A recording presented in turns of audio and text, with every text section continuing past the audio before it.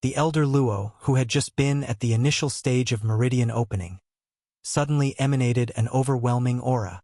As his spiritual power spread out, the entire building felt as if it were instantly flooded by surging waves, and everyone felt as though they had been plunged into the depths of the sea, with the waves assaulting them, nearly floating up.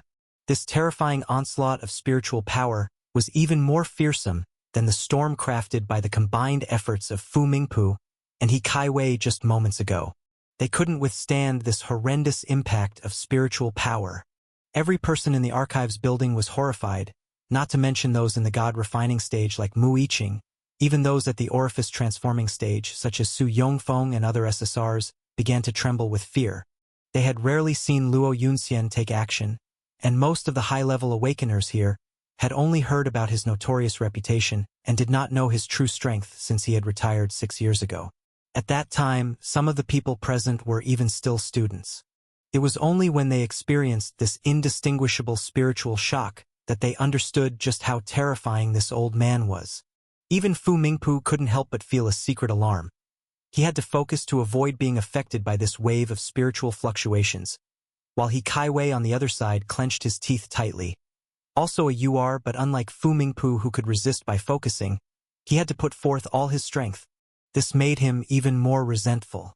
As a UR, it was bad enough that his authority couldn't match up to that of a former SR like Luo Yunxian, but now he found that he also couldn't surpass him in strength.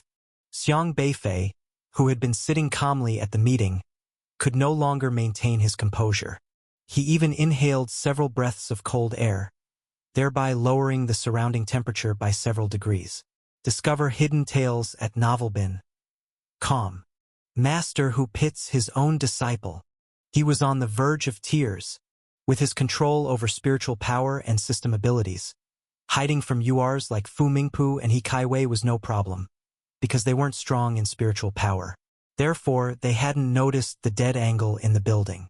But Elder Luo was a formidable cultivator of spiritual power, who even knew the dead angles where one could hide to avoid detection. Xiang Beifei had learned his spiritual power from him and knew exactly how to measure it. Xiang Beifei could actually control Elder Luo's system to some extent, because Luo had been assigning him various leisure tasks, and many of Luo's system points had involved Beifei. The issue was that Elder Luo's cultivation level was too terrifying. Forcefully changing it was difficult, especially when he unleashed that spiritual shock. The system interface vanished and Beifei had no idea where to begin. Nevertheless, Xiang Beifei quickly regained his composure. During his cultivation, he had neglected no aspect, whether in terms of cultivation level or spiritual power, which he practiced daily. His proficiency in manipulating spiritual power had grown significantly, and he was no longer the novice who had been easily tricked by Elder Luo into falling into a river and choking on water several months ago. Now, even though he couldn't claim to surpass Elder Luo in spiritual power, he could at least protect himself. I've been learning for so long. It's time to see if I can graduate. A glint of combativeness shone in Xiang Beifei's eyes. He certainly had no chance of winning in a direct confrontation with Elder Luo, but if he could keep Luo unaware, it would mean that his spiritual power had reached a certain level of proficiency. Wu Wan, who was already affected by this spiritual power, was in a state of panic. Xiang Beifei placed his hand on him while Xiaohe quickly enveloped them both, shielding them securely. Let the waves rage outside. He stood immovable as a mountain. As Elder Luo's spiritual shock approached, Xiang Beifei's spiritual power surged out nimbly, rippling along with the tide of Luo's spiritual power. The function of spiritual power in detecting invisible people is simple. It spreads out, and if it encounters a target, it will be obstructed. If this obstruction isn't cleared, it will disrupt the flow of spiritual power and send feedback to Elder Luo, signaling him that there's a person at that spot. But as Xiang Beifei's spiritual power encountered Elder Luo's, it cleverly reversed back, then quickly covered Elder Luo's spiritual power, erasing the feedback it produced. This technique was combined with Professor Guo's rebound force. Professor Guo's rebound force could reflect any attack, but he had never taught Xiang Beifei to counteract spiritual power, as it was an intangible form of attack. Even though Guo had learned Elder Luo's cultivation technique for spiritual power, his proficiency wasn't high. Xiang Beifei's strength was inherited from these two men, so in an instant, he thought of using the rebound method to execute his spiritual power. Just as the resistance generated by Elder Luo's spiritual power on Xiang Beifei was about to feed back to Luo, Beifei quickly used rebound to send that feedback springing back. Two counterattacks, a double negative, amounted to no feedback. Xiang Beifei's spiritual power was learned from Elder Luo, so he knew precisely the state of Luo's spiritual fluctuations. As long as he could grasp this state with learn by analogy, he could adeptly disguise the vibrations of his spiritual power, making it seem like those vibrations were part of Luo's spiritual state. This way, when Elder Luo's spiritual shock came, it met resistance on Beifei and was forcibly assimilated by Beifei's spiritual power, then passed on as though it was moving through emptiness, thus achieving the goal of remaining undetected by Luo. Hum, hum, hum. Wave upon wave of invisible vibrations swept over Xiang Beifei. Elder Luo's spiritual power was furious and unstoppable, like a raging beast, crashing down on Beifei. Beifei dared not be careless. This was an extremely frightening assault, and any slip might expose him. After stepping into the middle stage of Meridian Opening, his mastery over spiritual power also rose a notch, enabling him to weather wave after wave of impact. Whoosh! Elder Luo's spiritual power roared robustly, irresistible, as if inciting towering waves within the building, while Xiang Beifei's spiritual power seemed like a rock desperately surviving within the tempest, resisting the terrifying waves. One was searching with an air of nonchalance, while the other was pushing to his limit to disguise himself. What should have been a routine meeting was now a showdown of spiritual power between master and apprentice, between Elder Luo and Xiang Beifei. 10 seconds later, Elder Luo's spiritual power finally shifted away from Xiang Beifei, and since he didn't discover Xiang Beifei's trace, turned towards other places. But it was only 10 seconds, which, to Xiang Beifei, felt like he had been battling for 10 hours, so exhausting that he nearly vomited blood. Fortunately, I fooled him. Xiang Beifei breathed a huge sigh of relief. He quickly took out some sunflower seeds and started stuffing them into his mouth. Unexpectedly, the method he devised in a moment of desperation had actually managed to fool a psychic powerhouse like Elder Luo. It seemed his arduous cultivation over this period had not been in vain. There had been some results, at least. With a slight smile, Xiang Beifei felt a sense of accomplishment for being able to evade Elder Luo's spiritual power, which hinted that his recent cultivation was barely up to scratch. Elder Luo had merely tried a casual psychic search to see who had caused such a commotion tonight. He soon found 6 blind spots in the building that could not be detected by searching with spiritual power, and could only be detected by strong psychic force.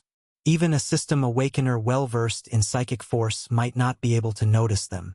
So, he searched all 6 blind spots, including the one where Xiang Beifei was hiding, but found nothing. Strange, no one's here. Elder Luo pondered for a moment, prepared to withdraw his psychic force, and glanced at his system interface to redistribute the system points. However, just then he paused, as he seemed to notice something off about his psychic force. He couldn't pinpoint what was wrong, but it was certainly odd. Then he realized something. The little rascal. 3 black lines formed on his forehead. Elder Luo's psychic force came back around, targeting Xiang Beifei once more. Xiang Beifei, still quite pleased with himself for having evaded Elder Luo's psychic probe, was caught off guard. Smack! Elder Luo's psychic force took the form of an invisible large hand and fiercely flicked Xiang Beifei's forehead. Ow! Xiang Beifei touched his head in pain, then rolled his eyes. He had been discovered. I thought I managed to fool him. How was I found out? He felt a bit regretful, thinking just moments ago he had been practicing adequately. But now he was deemed not good enough. Still, he didn't quite understand and reviewed his response.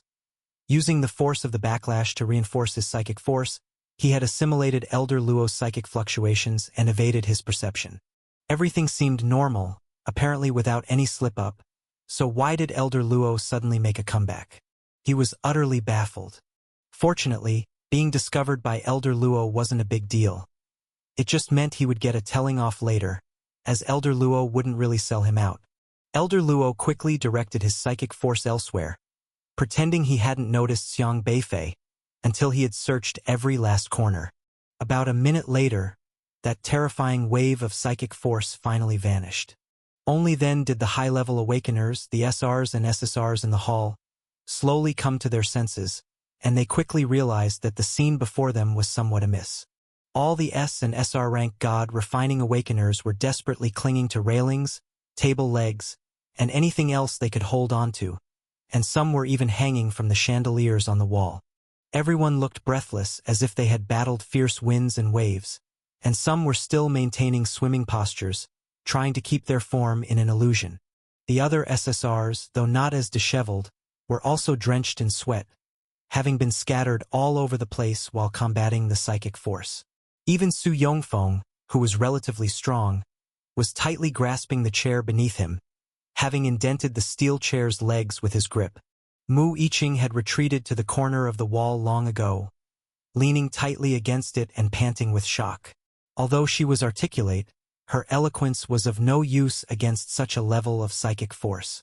The only ones who could keep their composure were probably only Fu Mingpu, Sun Heshuan, and He Kaiwei.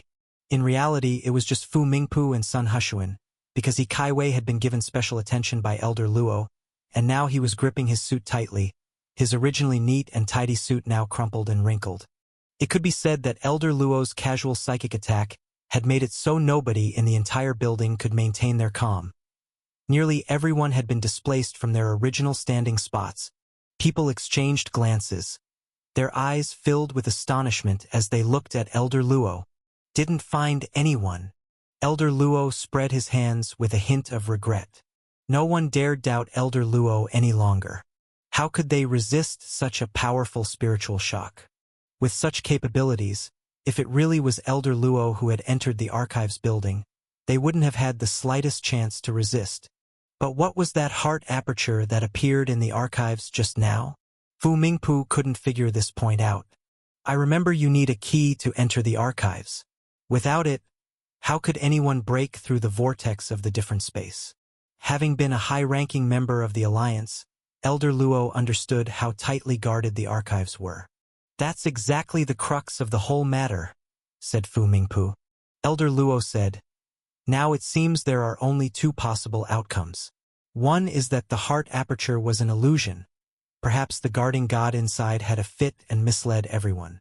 The other possibility is that the person who broke in is so formidable that even if you set up a net in the sky and traps on the ground, he still found a way to leave. But I have sealed this space. No one can get out, Fu Mingpu said. What if he has a higher cultivation than all of us? Or what if he has the ability to assimilate spiritual power? How would you detect that? Elder Luo said calmly. Pfft. Formidable my ass. Just a stinking kid in the meridian opening phase. However, right now, he still had to describe this person as a formidable enemy, to lead Fu Mingpu and the other suspicions towards a non-existent, strong martial artist. Fu Mingpu fell silent. If such a person did appear, that would be quite troublesome. No one spoke again, and they all hurried to straighten their clothes. Having fought against the stormy winds and waves had left them disheveled and ruined their appearances. They couldn't afford to say anything more. After a long while, Fu Mingpu finally said, let's call it a night for now. Leave some guards behind. The rest of you can go. Since Elder Luo had spoken thus, there was no need to drag this out any further. He removed the spiritual power guarding the archives building and then said to Elder Luo, thanks for the help. It's nothing, Elder Luo said leisurely. He Kaiwei stared coldly at Elder Luo, didn't say another word, took a step, and had already disappeared from the hall. The meeting's over. We should be going. Xiang Beifei stood up and stretched himself. The meeting is over. Wu Wen was still trembling. For a moment, he had genuinely thought that he was at the archives building attending a meeting with Xiang Beifei. It took him a long time to come back to his senses. Damn, he was an illegal intruder.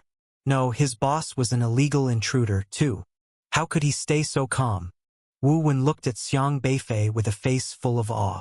By now, Xiang Beifei's image in his mind had grown immensely tall, even reaching the status of standing shoulder to shoulder with Fu Mingpu and He Kaiwei, or even surpassing those two UR-level figures.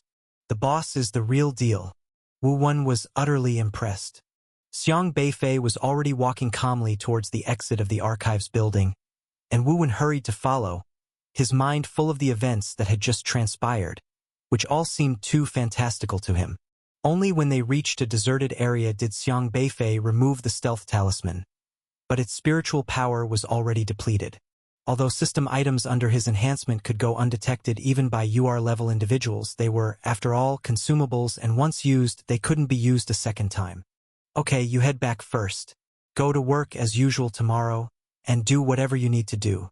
You mustn't utter a single word about tonight's affair, Xiang Beifei said sternly to Wu Wen, with a flicker of light shining in his eyes again. Yes. Don't worry, boss. I'll keep my mouth sealed for sure. Wu Wen nodded frantically. With the ability to persuade, every word Xiang Beifei said was an iron command to Wu Wen, unquestionable, and even UR-level individuals would not be able to pry secrets from him. Your journey continues on Novelbin. Calm. While high-level systems had constraints, Xiang Beifei's self-control was even stronger than the system. Wu Wen left quickly. He lived nearby and his home wasn't far. He needed to digest the many terrifying events of the evening. After Wu Wen had disappeared into the darkness, Xiang Beifei was planning to find Elder Luo. But, smack! An invisible hand slapped his forehead again. Ouch! What kind of hero attacks by surprise? Xiang Beifei rubbed his aching head. Rascal! You're getting bolder. You dare to go anywhere. Elder Luo emerged from the shadows, scolding in annoyance. You slapped Xiang Beifei on the head irritably, feeling much better afterward. Your leisure value plus 99. Xiang Beifei gave a sheepish smile. At this moment, Elder Luo's cultivation had fallen to the early stages of meridian opening, making him weaker than Xiang Beifei. What were you doing at the archives building? Elder Luo asked. Just taking a look around, Xiang Beifei replied. Becoming less and less honest, aren't you? Just looking around? Do you think I would believe that? Elder Luo snorted and continued scolding. You even had the nerve to sit right beside them. At the very least, as a thief who infiltrated illegally, hiding is the minimum respect you show to the thief identity. Don't you understand? How can you call detective work thievery? Xiang Beifei muttered. Elder Luo, you're exasperated by your restless disciple, but you're used to it now, and your psychological tolerance has improved one more step.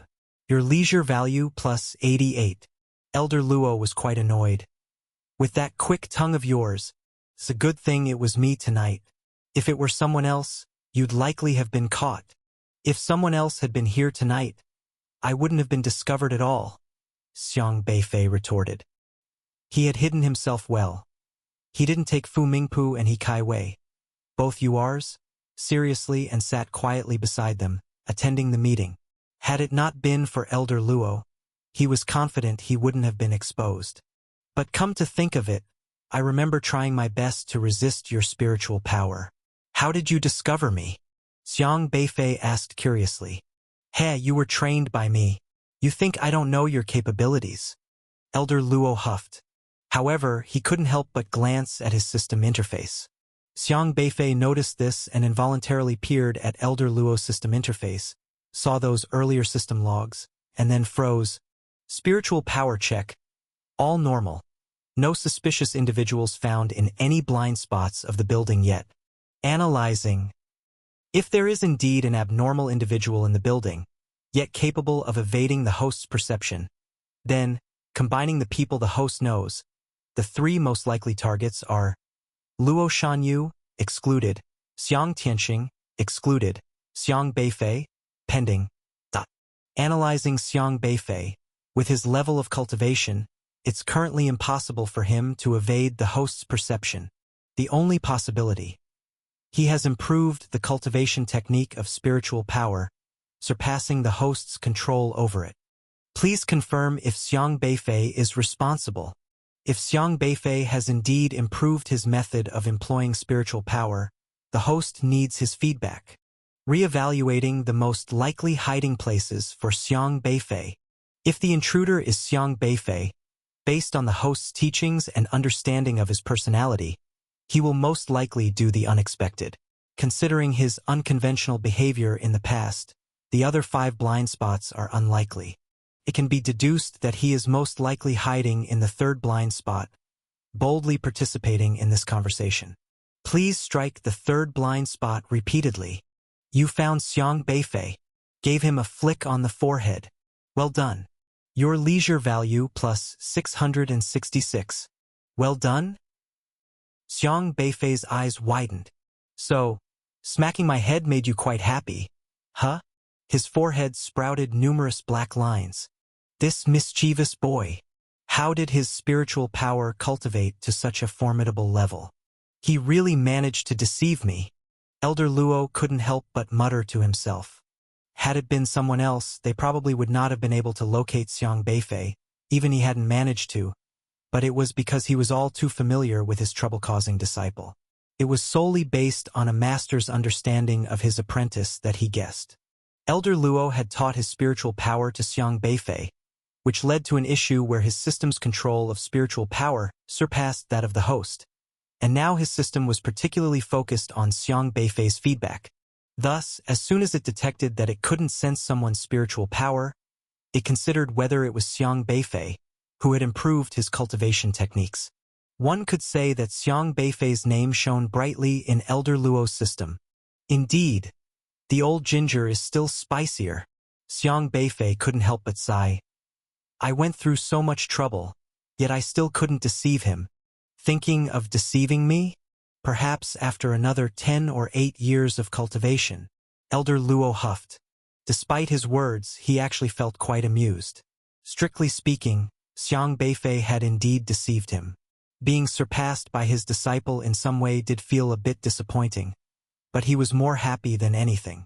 All right, a master is indeed a master. The apprentice is no match after all. Xiang Beifei helplessly stretched. In this system-driven world, where everyone's system helps them analyze situations, many secrets must be well guarded, not letting others know too much, or else it becomes easy to suffer losses. Thus, he was always very careful in his actions, and even registered a pseudonym in the archives building. Fortunately, it was Elder Luo, not an outsider, who got to know about it, so it wasn't a big problem. By the way, why are you here, Elder? I thought you would be at the university counting stars. Xiang Beifei asked puzzledly. Of course, I came to investigate those matters. I specifically asked Sun Hushuan for help. I didn't expect that as Sun and I were discussing. The space suddenly became restricted, and I just came to take a casual look, Elder Luo explained. He then glared at Xiang Beifei. You're too bold. You even dared to barge into the archives building. And you haven't explained to me, what were you doing there? Checking if their defensive measures were in place. Nonsense. Xiang Beifei helplessly spread his hands. This way. Elder Luo gestured to Xiang Beifei to follow him because the space nearby hadn't been fully unsealed yet. So they simply continued along the street. Who are you investigating? Asked Elder Luo. Xiang Beifei, uncommonly serious, said, Wufu Desolate Beast Research Company. You wanted to investigate them, why didn't you just tell me? Why take the risk yourself? What if something happened? Elder Luo said irritably. Xiang Beifei smiled but said nothing. Are you worried about causing trouble for me? Elder Luo saw through Xiang Beifei's thoughts. How could he not know what Xiang Beifei was thinking? Although the boy was somewhat impulsive, his thoughts were quite clear. That He Kaiwei has been keeping an eye on you, Xiang Beifei said. In the alliance, idol faction representatives like He Kaiwei were all watching Elder Luo. That evening, he had confirmed Elder Luo's situation.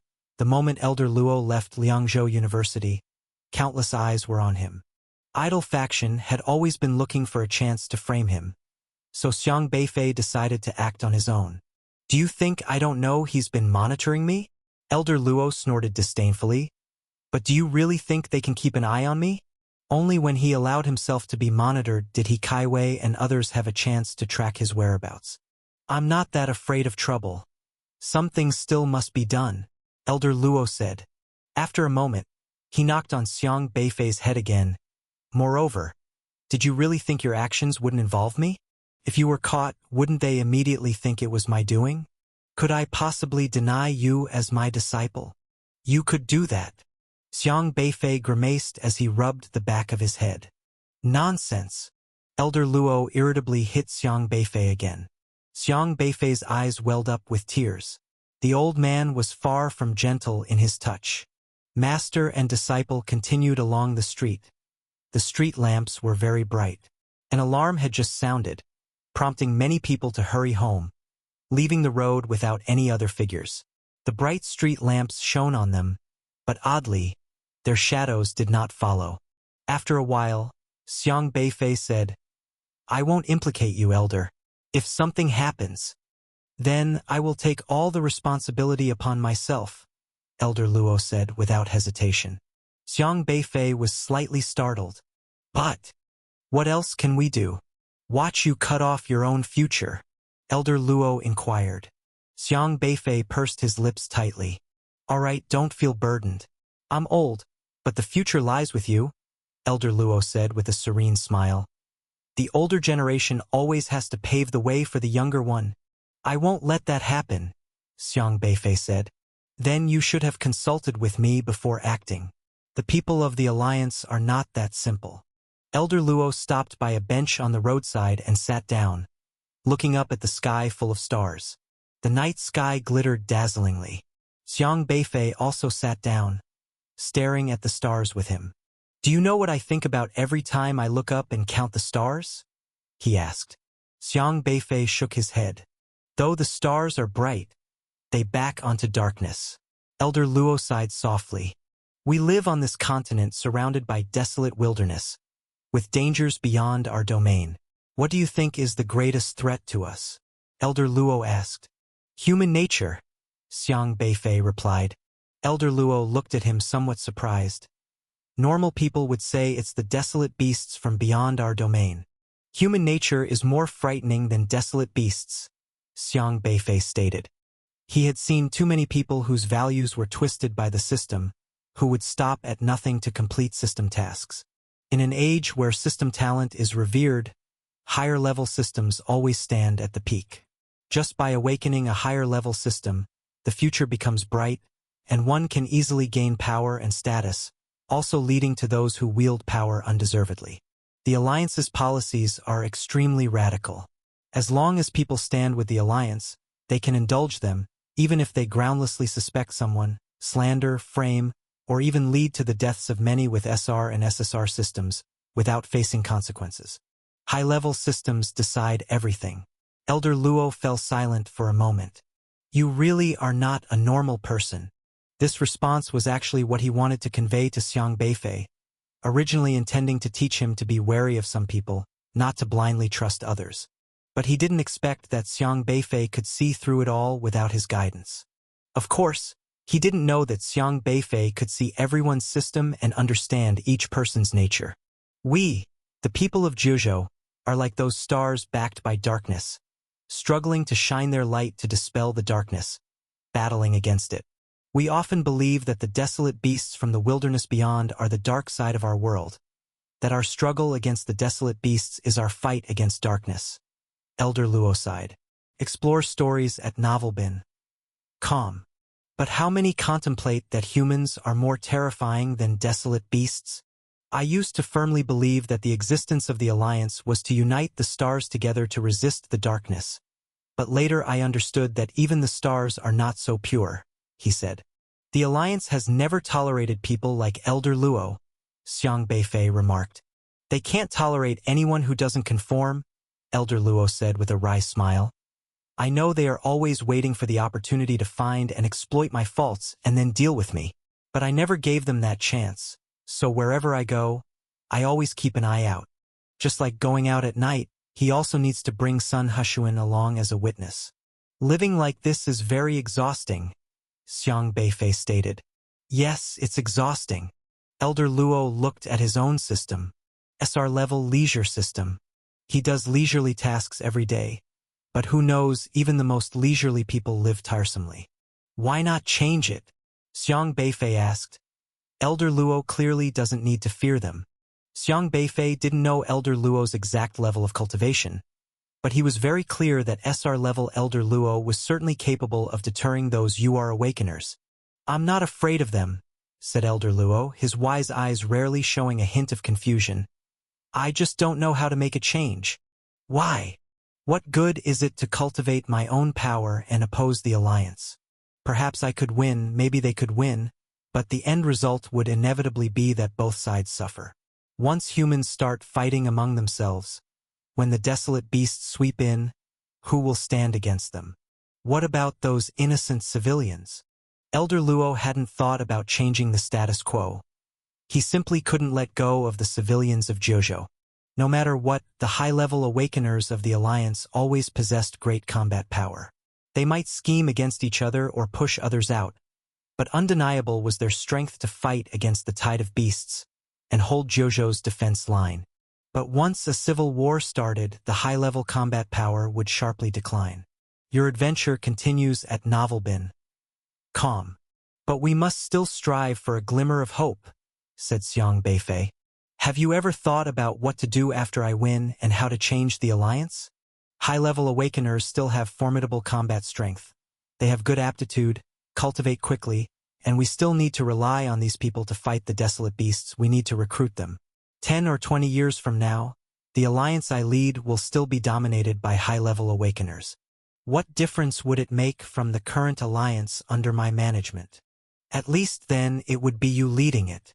I can't live forever. Elder Luo shook his head. Once he stopped managing the alliance, the system would likely revert back to its current state. High-level system awakeners would still oppress low-level ones, being arrogant, biased, lofty, and doing whatever they pleased. Shuffling the deck over and over, but the value of the cards remains starkly differentiated, and the rules of the game largely stay the same. This was not a solution at all. But the Alliance has always wanted to get rid of you, Xiang Beifei said. I know. Elder Luo laughed and looked up at the starry sky, his expression peaceful as if he had seen through the vicissitudes of the human world.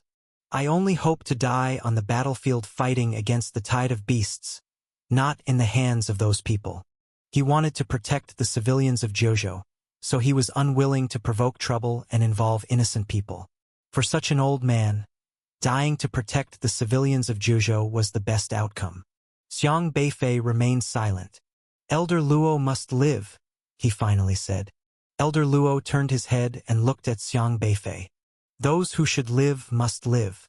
Those who should die should go. We can't get this backward, Xiang Beifei stated. Often, those who should die end up living carefreely.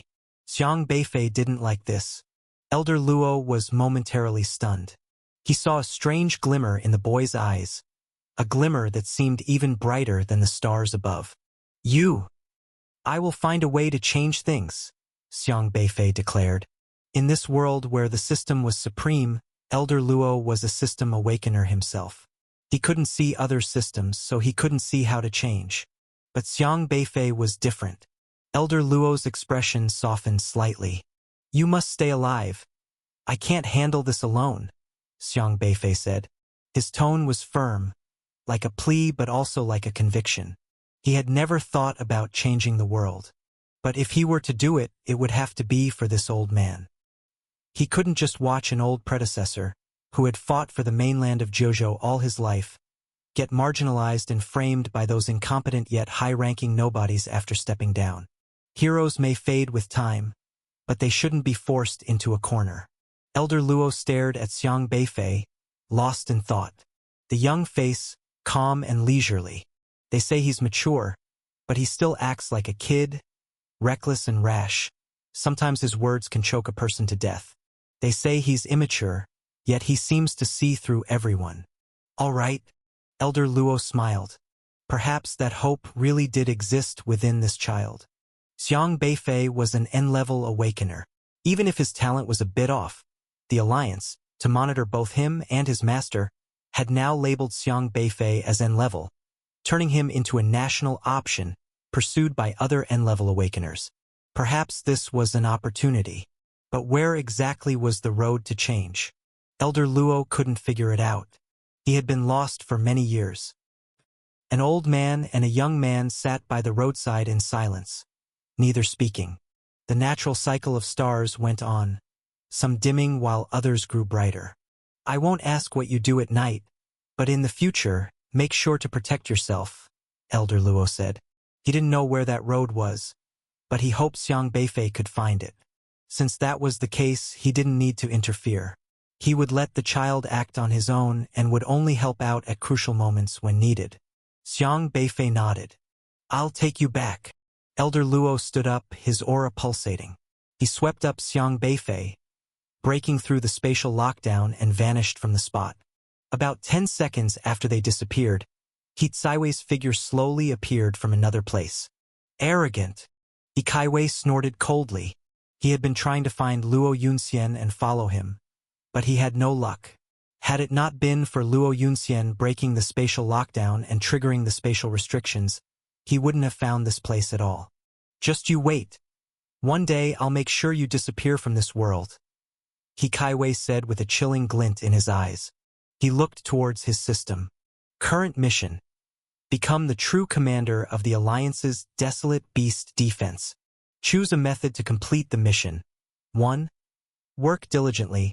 Accumulate prestige. Surpass Luo Yunxian. 2. Destroy Luo Yunxian's reputation. Obliterate him and take his place. The first option was too exhausting. Luo Yunxian's status within the entire alliance was unshakable. He had led all martial artists against the beast tides, and his prestige was too high to surpass in a short amount of time. Although He Kaiwei held this position, it was clear to many that he was no match for Luo Yunxian. Therefore, he wasn't a true commander yet. So he chose the second option. For a UR-level awakener, framing and destroying a person was a very simple task. He wielded power, could cover the sky with one hand, and had plenty of means to do so. UR-level supreme My Way system. As the name suggests, this path could only be walked by him. On this path, he had to be the best. So when he became the commander of the Alliance's Desolate Beast Defense, the most capable person for this position had to be him. Anyone in his way had to be swept aside. Clearly, Luo Yunxian was the one standing in his path. That was why he disliked Luo Yunxian, simply because of this. Luo Yunxian was getting in the way of his completing his system mission. The Alliance Talent Archives Bureau was located in the center of the mainland, thousands of kilometers away from Xiang Beifei's home, and even with Elder Luo's method of traversing space, it took over half an hour. Such a method of travel was extremely taxing, and those with insufficient cultivation couldn't last long at all. However, for Elder Luo, it was merely a matter of snacking on a few more melon seeds. To prevent complications, Elder Luo dropped Xiang Beifei off at his home. Be careful in whatever you do, and if necessary, use me as a shield or shift the blame to me, no problem. If you can find that path and break the status quo, I can take any hit for you, Elder Luo said. Even he didn't understand why he had such faith in this kid. Technically, the kid was only at the Meridian opening stage, a level of cultivation that wasn't particularly impressive in the Alliance. But he was willing to believe. Just like when Xiang Beifei enrolled, he earned his place with a single punch. He too hoped that Xiang Beifei could punch open a path that he himself had been searching for his entire life but could never find. I understand. Xiang Beifei nodded. But he wouldn't use Elder Luo as a shield. Then I'm heading back to the school, said Elder Luo. Elder Luo, take care, replied Xiang Beifei. Both seemed to have forgotten something. About 10 minutes later, the phone rang. Hello, hello, hello. Luo Yunxian. I found a way to improve spiritual power. Exactly. So preoccupied with chit-chat that I totally forgot about it. Elder Luo dashed back quickly. Both were the carefree type, living life with an understanding and easygoing nature. They could be somber one moment and turn the page the next, brushing off heavy topics with ease. After all, they were people full of hope for life, always finding joy amidst despair. How exactly did you manage to do it? Elder Luo asked expectantly. I incorporated Professor Guo's counterattack technique, Xiang Beifei said. Guo's contre-attaque technique. Elder Luo was a bit puzzled. His thing can work with my spiritual power? Your journey continues on Novelbin. Calm. Professor Guo and Elder Luo had been lifelong friends. They were well aware of each other's secrets and were comfortable with each other. Elder Luo also knew about Guo's cultivation technique very well. It's just that he had never attempted to try it. You haven't learned his counterattack technique? Asked Xiang Beifei. Well, my defenses are actually pretty strong. He was being modest. His defense relied entirely on point allocation, pouring points straight into defense, which basically made him invulnerable. His counterattack technique is quite interesting. I just discovered that your techniques can complement each other. As long as the counterattack technique is properly utilized, it can completely shield the perception of spiritual power. Even more, it could potentially use the counterattack technique to cause the caster of the spiritual power to experience backlash. Xiang Beifei still didn't have the strength to cause Elder Luo backlash, but he believed that with someone weaker in spiritual power, it was definitely possible. Elder Luo's eyes lit up. Doesn't that mean you have also improved Guo's counterattack technique? Yes, pretty much. Xiang Beifei hadn't seen Professor Guo's system interface, so he couldn't be certain, but he planned to give it a try next time. Then I need to study it well. Elder Luo immediately allocated all his system points to his comprehension ability and began learning Guo's cultivation technique. He was very familiar with Guo. After all, Guo had taught him the technique, only Elder Luo had never bothered to learn it. Mastering the technique wasn't too difficult, and he quickly managed to grasp the counterattack technique. Then, you just need to apply this special counterattack technique, stacking your spiritual power on top of it. Xiang Beifei demonstrated to Elder Luo. Using counterattack with spiritual power, it caused an instantaneous rebound of the spiritual power attack, simulating a detailed scenario. You could try countering my spiritual power. I'll attack you with spiritual power, and you counter me, but please go easy. I can't take it. Xiang Beifei warned seriously. Don't worry. I'll control myself as much as I can. Elder Luo made a slight adjustment to his system points, then kept his cultivation at the early stage of meridian opening to avoid knocking out Xiang Beifei later on. Xiang Beifei's spiritual power immediately transformed into a sharp attack, rushing towards Elder Luo. Elder Luo watched intently, his spiritual power quickly converging to meet Xiang Beifei's, weakening it by a notch and immediately initiating the counterattack technique in hopes of diverting the path of Xiang Beifei's spiritual power. However, with a swoosh, Elder Luo's expression changed slightly, as he found that after stacking the counterattack on his spiritual power, he was unable to rebuff Xiang Beifei's spiritual power as suggested. Instead, Xiang Beifei's attack made his own spiritual power unstable. Ding! Elder Luo, not paying attention, was hit by Xiang Beifei's spiritual power, and his whole head buzzed. Sorry. My mistake, Xiang Beifei hurriedly said. Elder Luo touched his forehead, trying to remain calm, and spoke. Let's do it again. He had only lowered the power of his spiritual power just now to avoid injuring Xiang Beifei. This time, he raised his realm to the late stage of meridian opening.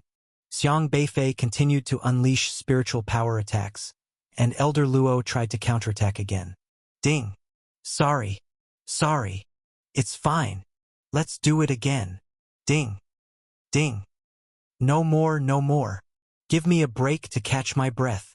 Elder Luo felt his head was buzzing from the relentless dings. It was like someone was constantly hammering his head, nearly driving him mad. He had even raised his spiritual defense to the early stages of God refining. However, he found that he still grossly underestimated Xiang Beifei's spiritual attacks. Somehow, he just couldn't get a handle on it.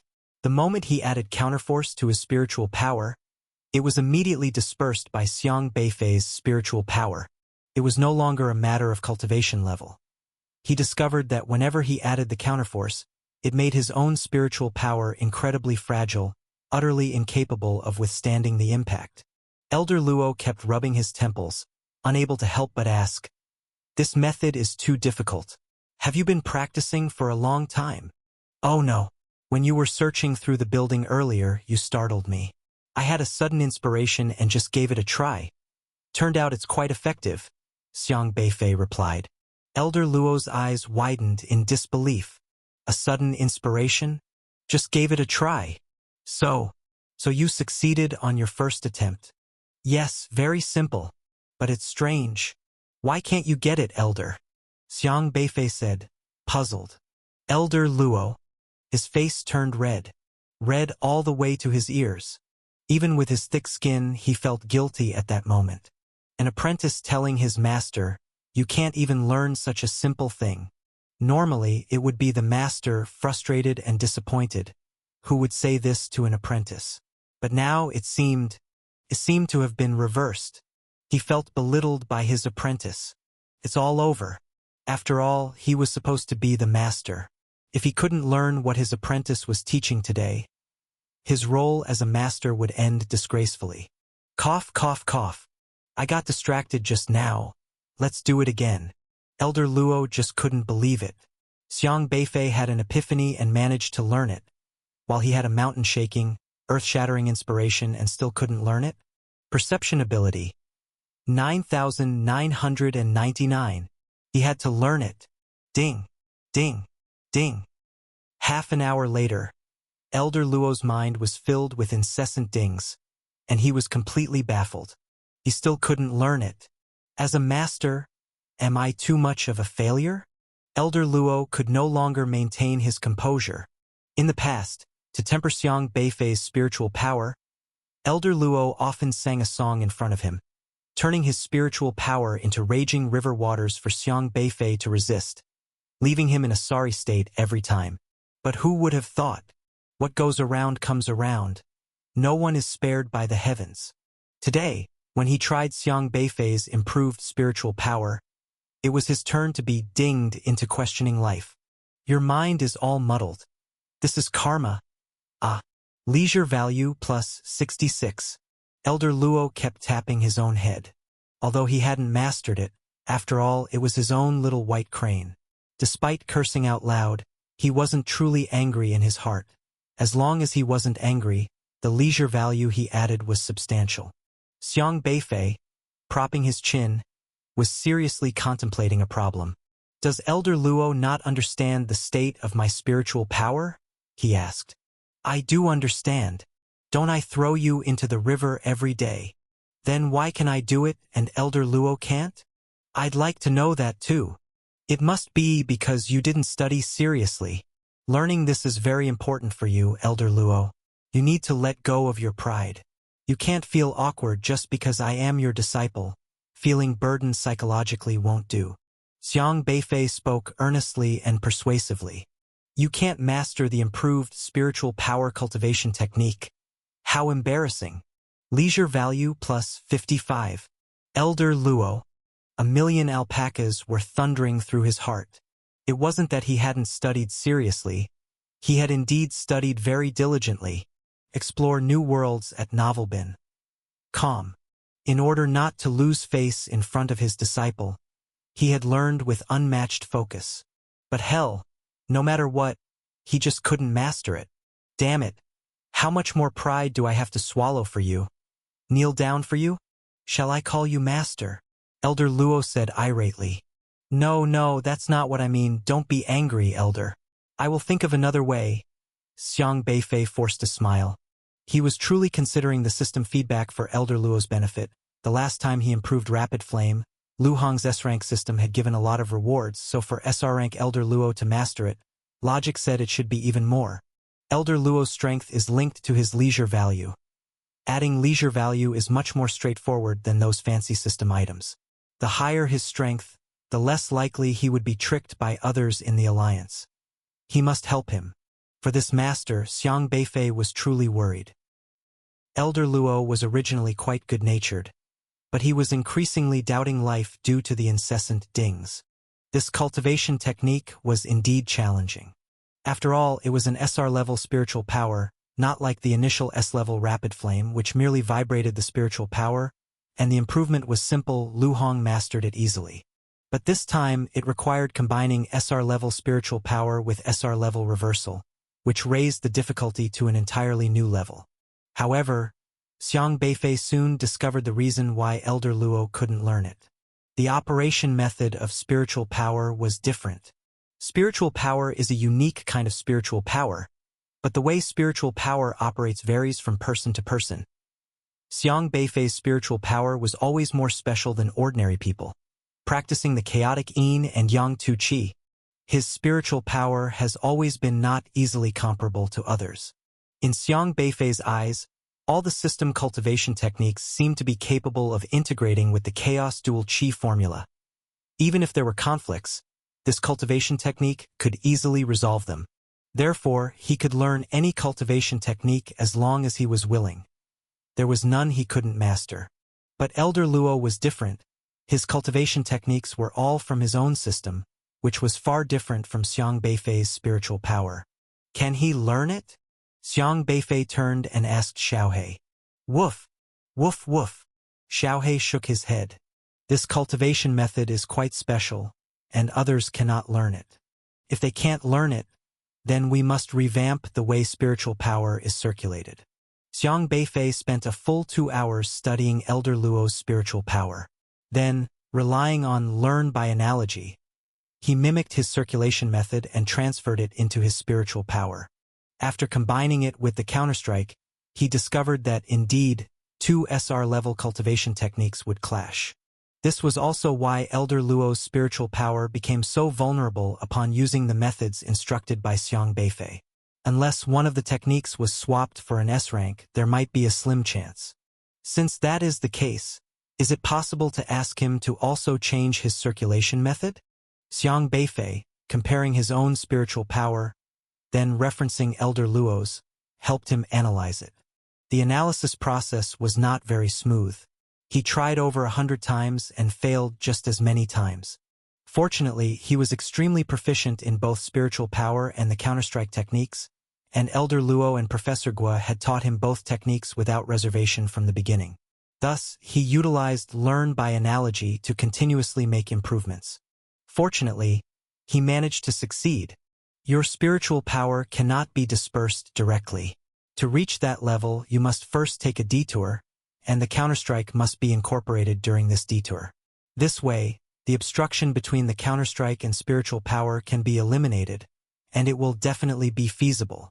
Xiang Beifei conveyed his research findings to Elder Luo. Elder Luo sat on the balcony, looking almost ready to give up on treatment.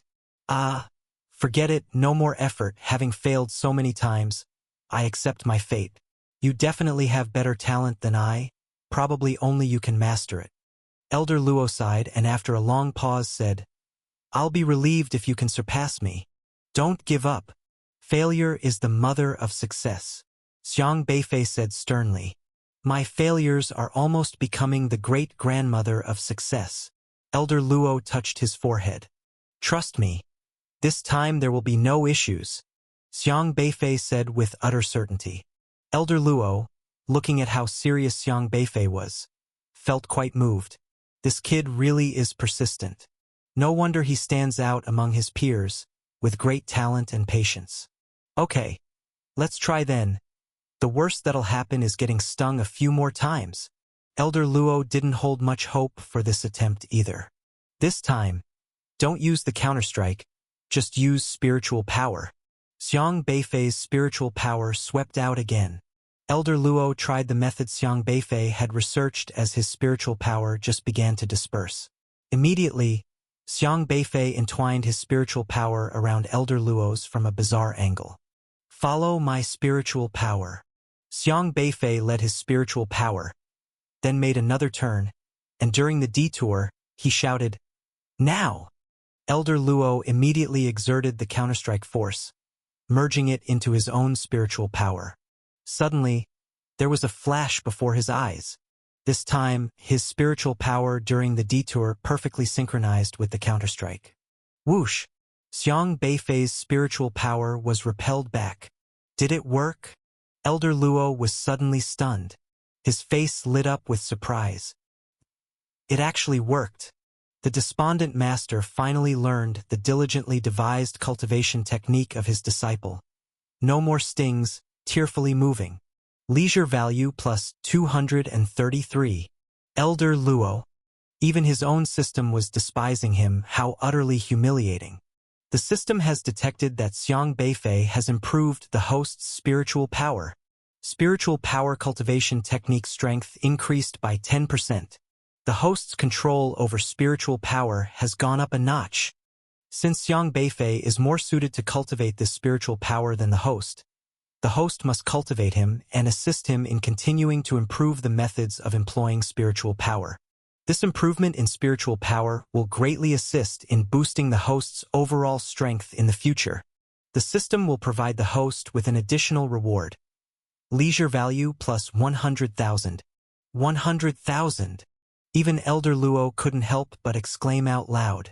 Just like that, 100,000 system points were added? What 100,000 system points meant, Elder Luo knew better than anyone. Since he awakened his system, the most he had ever received at once was only 10,000 system points, and on ordinary days, completing leisure system tasks could net him a few thousand points a day. Yet, unexpectedly, just by slightly improving the method of employing spiritual power, Xiang Beifei had directly added 100,000 leisure points to him. However, Xiang Beifei on the other side just pursed his lips. Just 100,000? How stingy, right? Last time he became famous for being first in original division and added 100,000 system points to Principal Li Nanxing, who only had an S-grade system. Of course, the functions of systems differ and thus the types of system points are naturally different, making an equivalent comparison impossible. Normally, 100,000 points in an SR-grade system are definitively more valuable than 100,000 in an S-grade. Elder Luo was already very satisfied. 100,000. How many stars would that count for? Elder Luo thought cheerfully. His system was quite convenient to collect from, and with the added 100,000 system points, it was equivalent to giving him a boost of 100,000 in combat power. He was overjoyed. You are very satisfied with your current state. Contentment brings happiness. Leisure value plus 45. This is the prowess of the leisure system. As long as he's in a good mood, he can add system points. But at this moment, Elder Luo's system began to output a few lines of text. Combining the enhancement of this spiritual power cultivation technique, the system is recalibrating the host's future development potential. Evaluating. The stronger the spiritual power, the more it can help the host to avoid being controlled by SSR and UR systems. The host is currently at a bottleneck in strength. This increase in spiritual power is expected to help the host break through this bottleneck. Due to Xiang Beifei's assistance, the host's potential has risen by 1 grade. Congratulations to the host on finding a treasure. The system awards an additional reward. Leisure value plus 150,000. 150,000. Elder Luo bellowed, standing up abruptly in disbelief. Sound level 6,666. Xiang Beifei, who had been complaining about Elder Luo's system being too stingy, was caught off guard and ended up with ringing ears from the shout. Calm down. Annoyed, Xiang Beifei poked at his ears, trying to suppress the ringing. You have no idea. You have no idea what happened to my system. My God. Incredible. Incredible. Elder Luo's chest heaved continuously. Just by slightly altering the method of employing spiritual power, 250,000 system points had been added to him. This addition of 250,000 system points absolutely stunned him. Apologies. The system made an error in assessing the host's potential. Please, host, stay calm. We will reevaluate the potential. It was like a bucket of cold water had been dumped on him, and Elder Luo stood there, stunned. So it was a mistake. I thought so. How could so many points have been added? Elder Luo muttered to himself, falsely excited for a moment. Thinking about it, spiritual power for him was a safeguard against the oppression of those SSR and UR systems, but adding 150,000 points all at once was a bit much. Such a pity about those 150,000. Hopefully they don't withdraw the 150,000 leisure points, right? He sat back down, and while he wouldn't get those 150,000, getting 100,000 wasn't too bad either. System evaluating. System evaluation in progress. System evaluation in progress. Sorry. The system cannot determine the future of Xiang Beifei, cannot estimate the extent to which he will be able to improve the spiritual power cultivation technique. Hence, it is impossible to specifically assess the immediate potential of the host. However, given that the host's current potential has qualitatively leapt, based on potential judgment, it can indeed be increased by another 150,000. Ah! This... Elder Luo was completely stunned. Add another 150,000? He had initially thought that the system might reclaim the 150000 leisure value it apparently misjudged earlier, simply considering himself momentarily overjoyed, but it turned out his leisure system was not reclaiming but, rather, boldly adding another 150,000. This left him utterly speechless. A total addition of 400,000. This is downright unbelievable. Probably even SSR and UR level systems have never added so recklessly.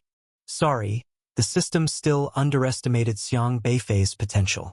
Unable to give a specific judgment, as Xiang Beifei improves the potency of the spiritual power by every 10%, it is estimated the host can increase by 500,000. Since Xiang Beifei cannot be assessed, this value is for reference only quite conservative. Please depend on the actual situation. This series of system prompts had left Elder Luo so astounded that he couldn't speak at all. He stared blankly at the system interface, then looked at Xiang Beifei, his mouth wide open, not knowing what to say anymore. That's more like it. Xiang Beifei was very satisfied with the result. 400000 leisure value. For Elder Luo, his combat power was increased by 400,000. The SR level leisure system is obviously quite impressive. The last time he improved Rapid Flame, Lu Hong's S-level system didn't have this many prompts because the S-level system has its limitations, and it gave a wrong qualitative estimate about Xiang Beifei. But the SR level system is still more powerful, at least it treated it as being unable to predict. You just keep practicing hard. I'm going to sleep now. It was almost dawn. Xiang Beifei arranged a guest room for Elder Luo, and then he went to catch up on his sleep. Elder Luo looked worn out too, having learned all night, his head filled with dings, making his head feel bigger. So he didn't take it personally and slept in the guest room at Xiang Beifei's house. Early the next morning, as Xiang Qingde was heating up food, the microwave dinged. And Elder Luo immediately jumped up, nearly rolling off the bed. Your conditioned response to the ding sound earned you plus 45 leisure value. I hate that sound. Elder Luo grumbled as he opened the door. You must be Professor Luo that Xiaofei mentioned, right? Xiaofei once told me about a superbly talented professor at Liangzhou University who taught him and Tianxing. You must be him. I also want to thank you for nurturing them. I'm Xiaofei's grandfather. Xiang Qingde quickly extended his hand in greeting. Pleased to meet you. Delighted. Elder Luo, touching his forehead, quickly brightened up and shook hands as well. I hope Xiaofei hasn't caused you any trouble. His system talent isn't that great, but having achieved what he has today must be your doing. Thank you as well for your guidance to Xiaofei. Xiang Qingde inquired. Elder Luo. If it had been any other compliment in the past, he could have laughed it off and casually mentioned. No worries, I just saw potential in those two boys, just gave them a few pointers. Stay connected via Novelbin. Calm. But now, thinking of last night's various dings, he felt pretty guilty. By the way, are you here today to guide Xiaofei in his cultivation? Xiang Qingde asked. Elder Luo. He came here not to guide Xiang Beifei, but to receive guidance from Xiang Beifei. Xiang Qingde's question made you tremendously embarrassed. Might as well find a hole to crawl into. Plus 54 leisure value. What to do? How should I respond? Elder Luo could only force a laugh. Yes, Grandpa, the professor of course is here to give me guidance. Xiang Beifei said as he walked out of the bedroom, offering Elder Luo a way out. Elder Luo glared fiercely at Xiang Beifei. That's good to hear, but we have to put a hold on cultivation today. Kong Daming's shop is reopening, and this time the incident has blown up a bit, especially since the Alliance wants to promote it in the media. They specifically reached out to me to invite you, Xiang Qingde said. During the last Desolate Beast attack, Xiang Beifei became famous, and Kong Daming's couple, as well as Lu Hong and their 6-person group, were also celebrated as heroes. Hence, the reopening of Kong Daming's shop attracted widespread attention. In fact, the main reason was Xiang Beifei. According to media reports, Xiang Beifei's grandfather, Xiang Qingde, worked at this shop. An awakener who can trample an SSR tier talent underfoot naturally drew extra attention. Many media reported that Kong Daming and his wife had always taken care of Xiang Beifei and his grandfather. Thus, the alliance officially took special care of Kong Daming's shop. Speaking of which, Xiaofei, you didn't mention to me the very first thing you did in the entrance assessment was to go to the outer domain wasteland and kill a triangular thunderkite. I've seen that video. It's too dangerous. Xiang Qingde looked at Xiang Beifei with a grave expression. Xiang Beifei was slightly surprised and glanced at Elder Luo. Elder Luo also frowned. Originally, he had relied on the school's methods to keep the video of Xiang Beifei killing the triangular thunderkite confidential. The entrance assessment videos were not made public. At the time, Xiang Beifei's strength wasn't high.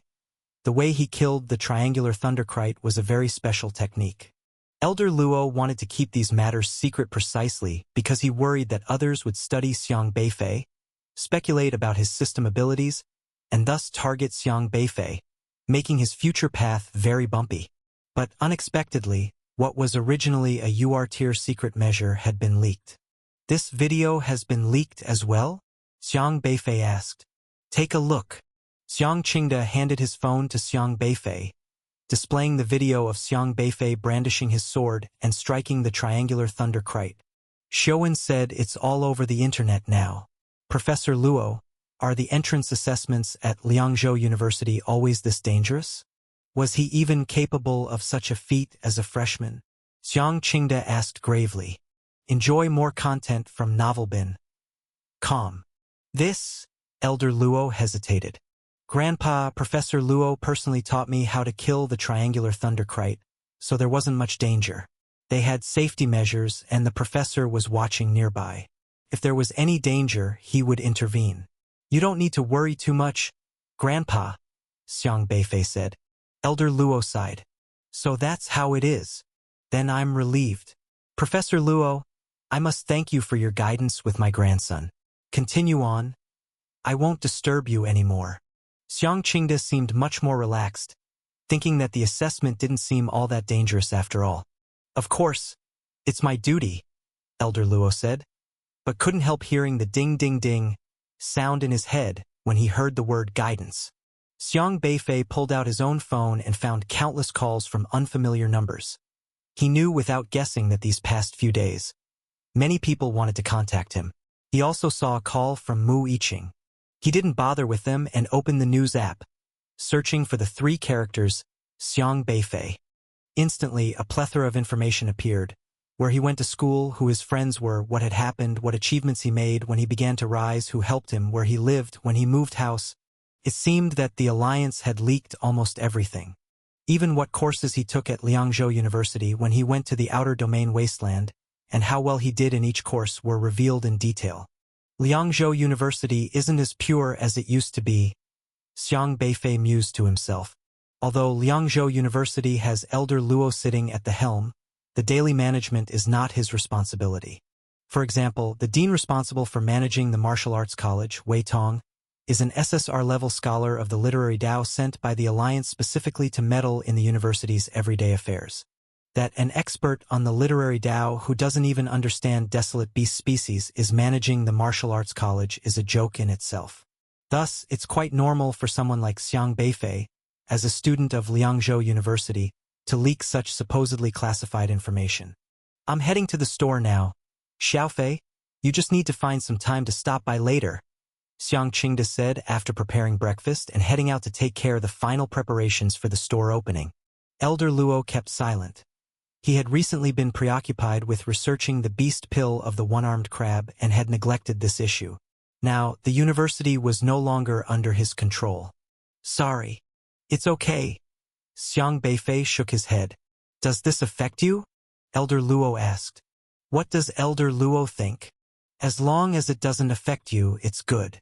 When Xiang Beifei killed the triangular thunderkite with a single strike, all the experienced teachers at the school, including Elder Luo, were studying him. They tried to figure out what kind of system awakener he was and how he managed to do it, but they couldn't guess. So naturally, no one else could come up with anything either. The Alliance seems to be planning to forcibly bring you into the spotlight. Elder Luo sighed. Because of him, Xiang Beifei was now under the Alliance's watch, an attempt to monitor Elder Luo's every move through Xiang Beifei. Let them come. Xiang Beifei didn't mind. If the Alliance wanted to trouble him, then it was also time for Xiaohei's store to open. So many high-level awakeners, each with extraordinary items from their systems. Kong Daming's store opening was a grand affair, with many people showing up in support of Xiang Beifei. However, the store was only so big, leading to some complications. Kong Daming had to temporarily purchase a composite system space item to expand the storefront, but it was still packed to capacity. The opening ceremony was very grand, adorned with lights and decorations, with the sound of gongs and drums filling the air. The entire street was packed with throngs of people, with countless awakeners swarming to hopefully catch a glimpse of Xiang Beifei. The nationwide sensation wasn't a trivial matter, especially after the story of Xiang Beifei killing the triangular thunderkite during his entrance exam spread online, creating quite a stir. Amazing! He just started university and already killed a triangular thunderkite at the later stages of chi controlling. What kind of genius is this? It's insane. Is he really an N-level? The Alliance officially recognized it. Could there still be a fake N-level? He's our pride as N-level awakeners. Countless people sincerely admired Xiang Beifei, with many wanting to witness his elegance for themselves and see just how formidable this individual who stepped on SSR-level awakeners could be. Even a close encounter was incredibly exciting for them. Xiang Beifei didn't disappoint them. He chose to make an appearance. Since the Alliance wanted to surveil him in such a manner, he naturally wanted to make good use of this opportunity to solidify his position among the masses first and foremost. Xiang Beifei showed up at Kong Daming's store. When he made his appearance, the entire street nearly erupted. Awakener! Awakener! The crowd was abuzz with voices. Everyone looked toward the young man standing at the entrance to Kong's mansion banquet, dressed in simple attire, a white shirt and blue jeans, clothes that looked as if they were bargains from a street stall. However, even in plain clothes, a handsome person cannot conceal the transcendent aura about them. He stood there shining like the stars amidst the crowd, becoming the center of attention under the spotlight. Countless awakeners were cheering for him, the waves of excitement rising higher with each surge. Xiang Beifei surveyed the crowd, and across the expanse, he could see all the system interfaces clearly. The majority gathered here were N-level awakeners. As an N-level awakener himself, Xiang Beifei found it easy to resonate with them, which explained the unprecedented number of N-level awakeners. But there were also quite a few high-level awakeners. Besides those of R and S levels, he had spotted over 30 SRs and no fewer than 10 SSRs on the scene. These high-level awakeners were generally in the god-refining phase and belonged to the Alliance. They were disguised among the crowd, clandestinely monitoring his every move. Then Xiang Beifei saw a man on the rooftop across the street. An UR-level awakener. He Kaiwei. He Kaiwei stood there, exuding an aura that kept people at a great distance. Passers-by hurried past without sparing him a second glance, not even aware of his presence. The only one who knew he was there was Xiang Beifei. The system's interface glowed brightly, impossible to block out. Clearly, He Kaiwei also wanted to witness for himself what made the legendary Xiang Beifei so extraordinary. This was the student of the opponent he was planning to eliminate next. The student of an enemy was an enemy too. Since starting his education, Xiang Beifei had had all his information readily available, laid out before He Kaiwei. But as a UR-level awakener, He Kaiwei still couldn't deduce anything from the videos. How Xiang Beifei had grown from an N-level awakener to this extent was still a secret to him. That's why he came specially today, to understand first and act later. Of course, What He Kaiwei didn't know was that they had actually met in an one-sided encounter the night before. Xiang Beifei, can you tell us how you managed to kill a triangular thunderkite when school started? Yes. You are just an N-level awakener. Why do you have the ability to kill a late-stage chi-controlling triangular thunderkite? Many people were very interested in this question, as it was extremely rare for an N-level awakener to achieve such a feat in just a couple of months. After a moment's reflection, Xiang Beifei said, "That's because I have a good teacher." A good teacher? Who is it? Someone asked eagerly. Luo Yunxian from Liangzhou University. Professor Luo. Xiang Beifei's voice clearly reached everyone's ears. Luo Yunxian? Who is that? It sounds familiar, but I forget. Many people whispered among themselves, asking their neighbors if they had heard of the name. Xiang Beifei felt a pang of sadness in his heart. Had the predecessor who led martial artists to resist the Beast Tide 7 years ago, the hero who helped Jojo defend its line, really been forgotten after only 7 years? For many years, someone within the alliance had been deliberately suppressing Elder Luo. Even now, barely anything about Luo Yunxian could be found online. Ever since he killed a disobedient SSR, the name Luo Yunxian had become an embarrassment in the eyes of the alliance. He wasn't mentioned in defense-related textbooks, and the common knowledge of alliance battles only briefly touched upon him. Apart from the teachers in the universities and everyone within the alliance, it seemed the outside world had forgotten him. After he retired, it was as if the alliance had erased his existence. Xiang Beifei knew who was responsible. The person capable of this stood across from him, watching him. But Xiang Beifei showed no fear as he spoke out. Luo Yunxian, the former commander of the Alliance Beast Tide Defense Department. 7 years ago, when the Beast Tide breached our defensive borders and inflicted heavy casualties upon us, it was he who led all martial warriors in a fierce struggle against the tide, righting the ship at the verge of capsizing and propping up the faltering edifice. It can be said that it's because of him that Jojo enjoys the peace we have today. Xiang Beifei paused for a moment, then continued, Luo Yunxian, Professor Luo. He has a mature theory for slaying desolate beasts, and I have been fortunate enough to receive his guidance. I know how to kill the most troublesome desolate beasts in the simplest way, and I understand how to deal with the dangers one must face in the desolate wilderness outside our domain. The 7 years of peaceful living was earned by Elder Luo and all the martial warriors. Such history should not be forgotten. It was necessary for him to make sure everyone remembered that the alliance had someone like Luo Yunxian. Stay connected through Novelbin.com. Luo Yunxian, Professor Luo? That person from the Beast Tide Defense Department? It was him. Reminded by Xiang Beifei, those who had experienced the Beast Tide 7 years ago gradually began to recall the event. I heard he's just an SR, but during the Beast Tide attack, he executed an SSR who disobeyed orders. He enforced military discipline. The younger generation might not have an impression of Luo Yunxian, as they were very young 7 years ago, but there are still many middle-aged people present who remember this. Is he the Luo Yunxian who dared to execute an SSR that defied orders and wouldn't comply? Yes, he's a great leader. No wonder Xiang Beifei has achieved so much, having been taught by him. Many people had an epiphany, realizing that with such a master, it was only natural for such a disciple to emerge. Many people reminisced about Luo Yunxian, and even the younger generation members, who didn't have a strong recollection of the Beast Tide 7 years ago, remembered the name Luo Yunxian under Xiang Beifei's influence. He Kaiwei, who was far away, had his face growing even more gloomy. He stared fixedly at Xiang Beifei. But Xiang Beifei wasn't looking at him. Talking like this was bound to stoke that guy's ire.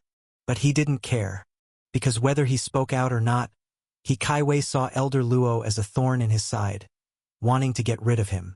He Kaiwei had always been looking for opportunities to besmirch Elder Luo. If left unchallenged, the increasingly forgotten Elder Luo would always be at a disadvantage in the court of public opinion. Once smeared or slandered, it would be hard to fight back. If Xiang Beifei didn't do something now, Elder Luo might as well be sitting ducks, waiting for the enemy to come knocking. After all, once dead, it would be unlikely for anyone to stand up and speak a word of justice for Elder Luo. So Xiang Beifei had to make sure that everyone remembered the name Luo Yunxian, so that when He Kaiwei moved against him, Xiang Beifei could raise his voice, and everyone would then remember the great achievements of such a person, giving Elder Luo room to maneuver. Public opinion is the most important. He had to fight against people like He Kaiwei, and before having the power, he needed to rely on his own choices. People continued to ask Xiang Beifei various questions, and he responded to each one with precision. When faced with things he could not explain, he deflected them onto Elder Luo, claiming that Elder Luo had taught him, thereby elevating Elder Luo's reputation to a lofty position. This was a live broadcast with extremely high viewer engagement. The name Luo Yunxian quickly came back into everyone's sights, even beyond the expectation of the alliance itself. Cut off this broadcast now. He Kaiwei coldly summoned Mu Yiqing. Everyone remembered Luo Yunxian as the former commander of the Alliance Beast Tide Defense Department, but they didn't know who He Kaiwei was. This made him feel an unbearable sense of humiliation. If we cut it off, many people will protest, Mu Yiqing said somberly. Those who dare protest, just send someone to suppress it. What kind of splash can those lowly, inferior awakeners make? Doesn't your Alliance Development Department have many means at its disposal? Can't you even handle such a small matter? He Kaiwei's tone was icily indifferent to an extreme. Mu Yiqing's brow furrowed slightly as she looked at her system interface. Xiang Beifei has stated facts in front of you. Speech value plus 45. Up to now, every word Xiang Beifei had said was considered truthful under Mu Yiqing's surveillance. She actually wished Xiang Beifei would talk more because every time he spoke to her, he managed to choke her off, inexplicably ending the conversation and hardly allowing for more secrets to be extracted. However, today's Xiang Beifei could be described as a chatterbox, answering all kinds of topics he normally wouldn't discuss with her. The more Xiang Beifei spoke, the more she understood him. Our Alliance Development Department is designed to promote better development of the Alliance, not to make it more chaotic. Xiang Beifei hasn't done anything inappropriate, and he speaks the truth, Mu Yiqing said. He is promoting Luo Yunxian, a dangerous figure who poses a great threat to the Alliance. As the Secretary of the Alliance Development Department, you just watch as Luo Yunxian, so arrogant, is admired by everyone. Is this the attitude of your department? He Kaiwei asked icily. The higher Luo Yunxian's reputation, the worse it was for He Kaiwei, because then he wouldn't be able to complete his system mission. So he absolutely couldn't watch Luo Yunxian's reputation accumulate so high and let him be pushed aside.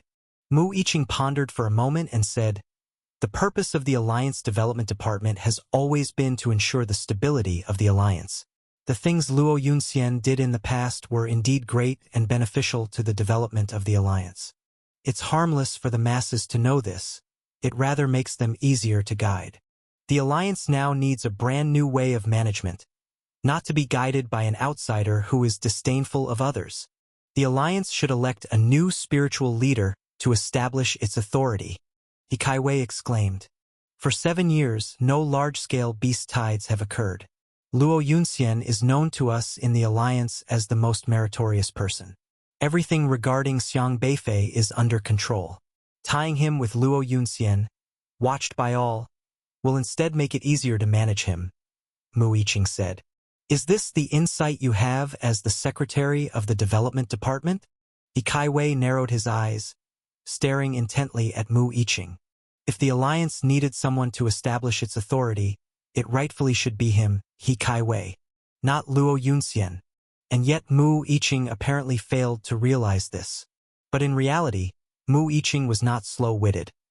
She could deduce a lot from the way others spoke and clearly understood what He Kaiwei wanted to convey. However, deciding who to promote was not up to her. This is the director's opinion. I can't change it. I am just following the director's orders. Commander He, if you have objections to this matter, you can discuss it with our director. I am just in charge of handling tasks and cannot decide these matters, Mu Yiqing said with a smile. He Kaiwei snorted heavily. He then looked back at Xiang Beifei, who was on stage answering questions. After a while, his expression calmed down. No matter how you wriggle, you won't escape from the palm of my hand. He Kaiwei was quite reassured. How high can the future achievements of an N-level awakener be? Could he possibly contend with an UR-level awakener like himself? Wishful thinking. Xiang Beifei had already shifted the discussion to Kong Daming's shop, specifically helping to introduce the cuisine of Kong's mansion's banquet, highly praising Kong Daming's culinary skills. A top-tier celebrity endorsing on the spot. This was the main topic of the day. The shop was bustling, with Xiang Beifei's assistance. Kong Daming was all smiles. His shop's business was nothing to worry about. Many acquaintances came today for the grand opening, mostly his former comrades as a pioneer, including many high-ranking alliance members like Mu Yiqing supporting the event. At that moment, a cheerful call rang out from behind. Classmate Xiang Beifei. Xiang Beifei turned his head and saw it was Shi Qiao. Why are you here? Xiang Beifei asked. I came with my dad. My dad and Uncle Kong used to be colleagues, Shi Qiao said happily. Suddenly, she became visibly uneasy. What's wrong? Xiang Beifei asked in confusion. That, my dad said he wants to talk to you about some things. I said it wasn't necessary, but he insisted on seeing you, and I couldn't stop him. I was worried he might come looking for you and make things unpleasant, so I ran over to give you a heads up to spare you any difficulty, Shi Qiao explained haltingly. Uncle, she wants to see me? Xiang Beifei had not seen Shi Qiao's father for a long time, and to be honest, he barely remembered him and didn't know what to say. However, out of politeness, he did not refuse. Read exclusive chapters at Novelbin.com. All right, then I'll meet him, Xiang Beifei said. Then wait here, I'll go find my dad. Shi Qiao turned to fetch someone, but after a few steps, she stopped and said softly, That, Xiang Beifei, my dad might say some nonsensical things. Don't take them to heart. What nonsensical things? Xiang Beifei found it very strange. Just some nonsensical babbling. He usually likes to speak nonsense, so don't take it too seriously. He can be annoying. Just ignore whatever he says. After speaking, Shi Qiao ran away, her face flushed red. Soon, Shi Qiao arrived with a burly man at Xiang Beifei's side. This man was very sturdy, with a stern face, no trace of a smile, and eyes that vaguely conveyed a hint of coldness and wariness. The type developed from years of fighting in the wild outlands. Host. Shi Wenxuan. SR level, composed system. State. Late God refining. Xiang Beifei. Shi Wenxuan's voice was powerful and resounding, like a bell that shook the soul when it rang in one's ears. I've met Uncle Shi, yes, I am the junior Xiang Beifei. Xiang Beifei greeted politely. He had not seen Shi Wenxuan for a long time and had almost no memory of him. It had been years and people change a lot. This was also the first time he had seen him since coming to this world. But the necessary politeness was not to be neglected. Very well. Shi Wenxuan stared at Xiang Beifei, his expression cold and emotionless, showing no warmth or enthusiasm despite Xiang Beifei's renown. Come. Shi Wenxuan turned and walked forward with large strides, not even bothering to explain what he wanted to do, not uttering any superfluous words. Shi Qiao timidly said to Xiang Beifei, Xiang Beifei, don't mind him. That's just his personality. Is he not good at talking? Xiang Beifei asked quietly. He talks a lot. It's just not convenient for him to speak now. Sometimes he's quite annoying, always bossing me around, Shi Qiao muttered. I'm not deaf, Shi Wenxuan called out from ahead. Shi Qiao made a face at her father's back. Stay connected through Novelbin.com. Xiang Beifei sized up Shi Wenxuan's composed system. This person's system would grant him increased system values as long as he maintained a calm attitude while doing something, or if someone around him handled a matter with composure. You conversed with Xiang Beifei in a composed manner, composure value plus 89. Xiang Beifei greeted you calmly, composure value plus 91. This system was somewhat interesting, because composure could be seen in many aspects, Even an ant or a bird passing by him calmly could increase his system values. They squeezed through the crowd and returned to the street, where Shi Wenxuan waved his hand and a rich spiritual power enveloped the three of them, shrouding them from view. He knew Xiang Beifei's situation and didn't want any complications, and the pedestrians by the roadside did not see Xiang Beifei either. The three walked straight into a hotel off the street, took the elevator to room 901, opened the door, and signaled for Xiang Beifei and Shi Qiao to enter. Bang! He closed the door behind them. The sound was loud. Good. Shi Wenxuan turned around and looked at the two people in the room, repeating the words seriously. Xiang Beifei looked at Shi Qiao inquiringly, and Shi Qiao's eyes were somewhat evasive. Sit. Shi Wenxuan pointed to a chair in the hotel, his tone carrying a hint of command. Xiang Beifei pondered for a moment, then found a spot and sat down. Shi Qiao was not so obedient. She said, "Dad, we're not criminals." "Sit," Shi Wenxuan said again. "Dad, classmate Xiang Beifei doesn't know about this." "You've said that. So what exactly do you want to do?" "I told you to sit." "No, I won't sit." Shi Qiao seemed to gather her courage and said, "At home, I always listen to you because you always like to make decisions for others. But this time, this matter, I want to decide for myself." "Got your feathers ruffled. I've grown up." "Then get out." "I won't." "Then stand," Shi Wenxuan said. Shi Qiao huffed and sat down abruptly, saying, "Then I insist on sitting." Xiang Beifei, the little girl, was still too naive. Shi Wenxuan glanced indifferently at his daughter, his expression still as unruffled as ever. "You dealt with your daughter's act of rebellion calmly. Composure value plus 37. He looked towards Xiang Beifei. "Good." He repeated the word for the third time. The atmosphere was a bit odd. Shi Qiao seemed determined to oppose her father while Shi Wenxuan, following that, did not speak but just looked at Xiang Beifei, as if scrutinizing the boy. Xiang Beifei had thick skin and just let him look. "Good." Shi Wenxuan made his remark once more. Xiang Beifei, but he was also calm. Since the other party wasn't speaking, he didn't bother asking, not knowing where to start finding a topic for conversation. Xiang Beifei sat across from you calmly. Composure value plus 92. "Xiao Ye told me about you," Shi Wenxuan spoke indifferently. After a pause, he added, "Everything." Xiang Beifei said, "We were teammates in an expedition team last time, trained together in the wilds outside the domain, and also during the freshman competition. Every move you make, every phrase you like to say, and what you enjoy eating the most." Shi Wenxuan seemed not to listen to what Xiang Beifei was saying, just continuing with his own words. "You finished speaking calmly. Composure value plus 27. Xiang Beifei wisely stopped and let him finish. But Shi Wenxuan, after saying this, stopped as well and continued to size up Xiang Beifei without saying anything more. The atmosphere fell into silence again. Shi Qiao felt a bit awkward and said in a low voice, "Classmate Xiang Beifei, don't mind him, he's a bit strange." Xiang Beifei said, "It's fine, I'm not." "So, what are your plans regarding Shi Qiao?" Shi Wenxuan interrupted Xiang Beifei's words again. "Plans?" Xiang Beifei asked.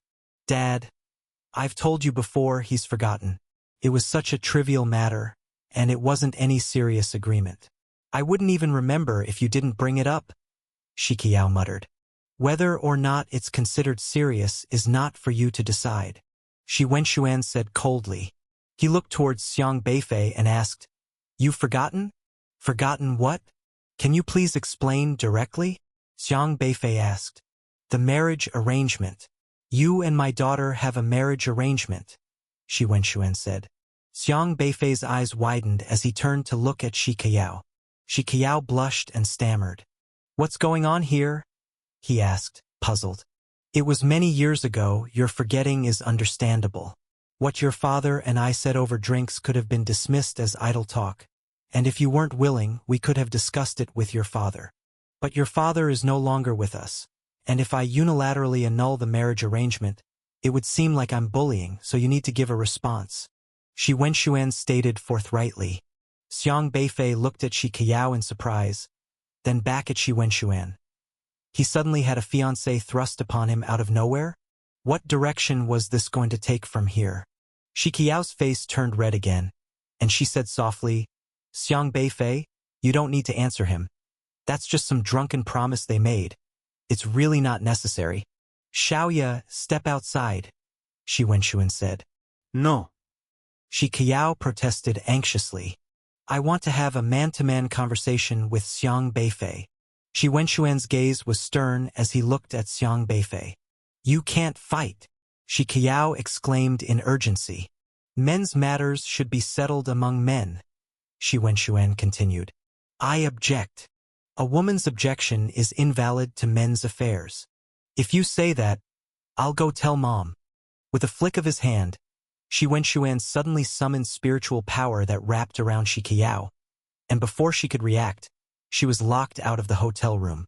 No matter how much Shi Qiao pounded on the door, it was futile. Soon, only Shi Wenxuan and Xiang Beifei were left in the room. You unflappably chased your daughter away. Composure value plus 39. Xiang Beifei. So, you didn't know about the marriage arrangement before? I didn't. Well, now you know, Shi Wenxuan said with a penetrating gaze. Yes, Xiang Beifei replied helplessly. When shall we hold the wedding? Xiang Beifei? Are you thinking of breaking the arrangement? A formidable aura surged from Shi Wenxuan. Xiang Beifei's eyes widened. What's with this eagerness to marry off his daughter? I've only just heard the news. Can't you give me a few minutes to consider? My daughter can't seem to be married off. You need to take responsibility, Shi Wenxuan stated. Ah, is that so? At home, while having breakfast, she was telling me how Xiang Beifei defeated a divine fire frog. When she saw me wearing a shirt, she remarked that the buttons on Xiang Beifei's shirt are the same shape as mine. During lunch when we had carp, she told me how Xiang Beifei defeated the desolate beast Luo Yu. I told her Luo Yu and carp are two different things. She said the fish and you sound the same. She's got you on her mind. How could she marry someone else? Shi Wenxuan's gaze was firmly fixed on Xiang Beifei, as if all of this were Xiang Beifei's fault. Xiang Beifei looked at Shi Wenxuan in astonishment. There's such a story? She's no longer my little sweetheart. I'm quite hurt. Shi Wenxuan's tone was very cold. You coolly expressed your feelings. Composure value plus 26. Xiang Beifei. Uncle, do we have to be so blunt? Besides, if you're hurt, shouldn't you sound more melancholic? Why so cold? Her BMI is 21, system-corrected vision is 5.1, not colorblind or weak, lung capacity over 20,020, system-adjusted heart rate can drop to 0, blood pressure 129/86. Without using spiritual power and the system, her 3,000-meter run time is 2 minutes and 54 seconds, standing long jump over 5 meters, climbing 30 floors in 4 minutes and 39 seconds, no genetic diseases, no cavities, no hereditary contagious diseases. Shi Wenxuan rattled off the selection criteria that had been posted online. Xiang Beifei, he actually took it seriously, and she met the standards. This was going to be tough to unwind. Uncle Shi, this is actually right. Her gender is female. That should meet all the requirements. Shi Wenxuan continued speaking, ignoring Xiang Beifei and trying to remember if he had missed any information. You reported your daughter's conditions with aplomb. Composure value plus 39. Xiang Beifei. This was totally unnecessary. Hey, she originally didn't meet the standards for lung capacity, running up 30 floors, and the 3,000 meters because she dislikes exercising. For the past 10 days, I've been forcing her to practice. She's only just managed to meet the standards. You're to blame for all this, Shi Wenxuan said. I don't understand. If you think this is all my fault, why force her to do these things? My daughter, Shi Wenxuan, may opt out of that ridiculous drunken marriage pact, but as the prospective bride mentioned in the agreement, she must meet the standards set by the prospective groom. Only then will she have the choice to marry or not to marry. It's not because she doesn't meet your standards that she can't marry. This is very important for a girl's reputation, Shi Wenxuan said coldly. Xiang Beifei, he seemed unable to find a counter-argument. The guy looked sullen when talking, but had made the ultimate decision to protect his daughter's reputation and honor his promise. Uncle Shi actually thinks it's a ridiculous marriage pact, and honestly, I really wouldn't have remembered if Uncle Shi hadn't mentioned it. You were young at the time, the forgetfulness is on you. A ludicrous agreement should have been dealt with by your father. After your father's incident, it became a knot that couldn't be untangled. I, Shi Wenxuan, am an upright person. It would be unreasonable for me to disregard it unilaterally. Little Yao, as an SR, was guaranteed a spot at Jingzhou University after her awakening system, but I insisted she go to Liangzhou University and also choose the martial path, because you were at Liangzhou University, Shi Wenxuan said with composure as he looked at Xiang Beifei. Is that so? Xiang Beifei secretly sweated. He had just remembered Shi Qiao vaguely mentioning this the last time they met.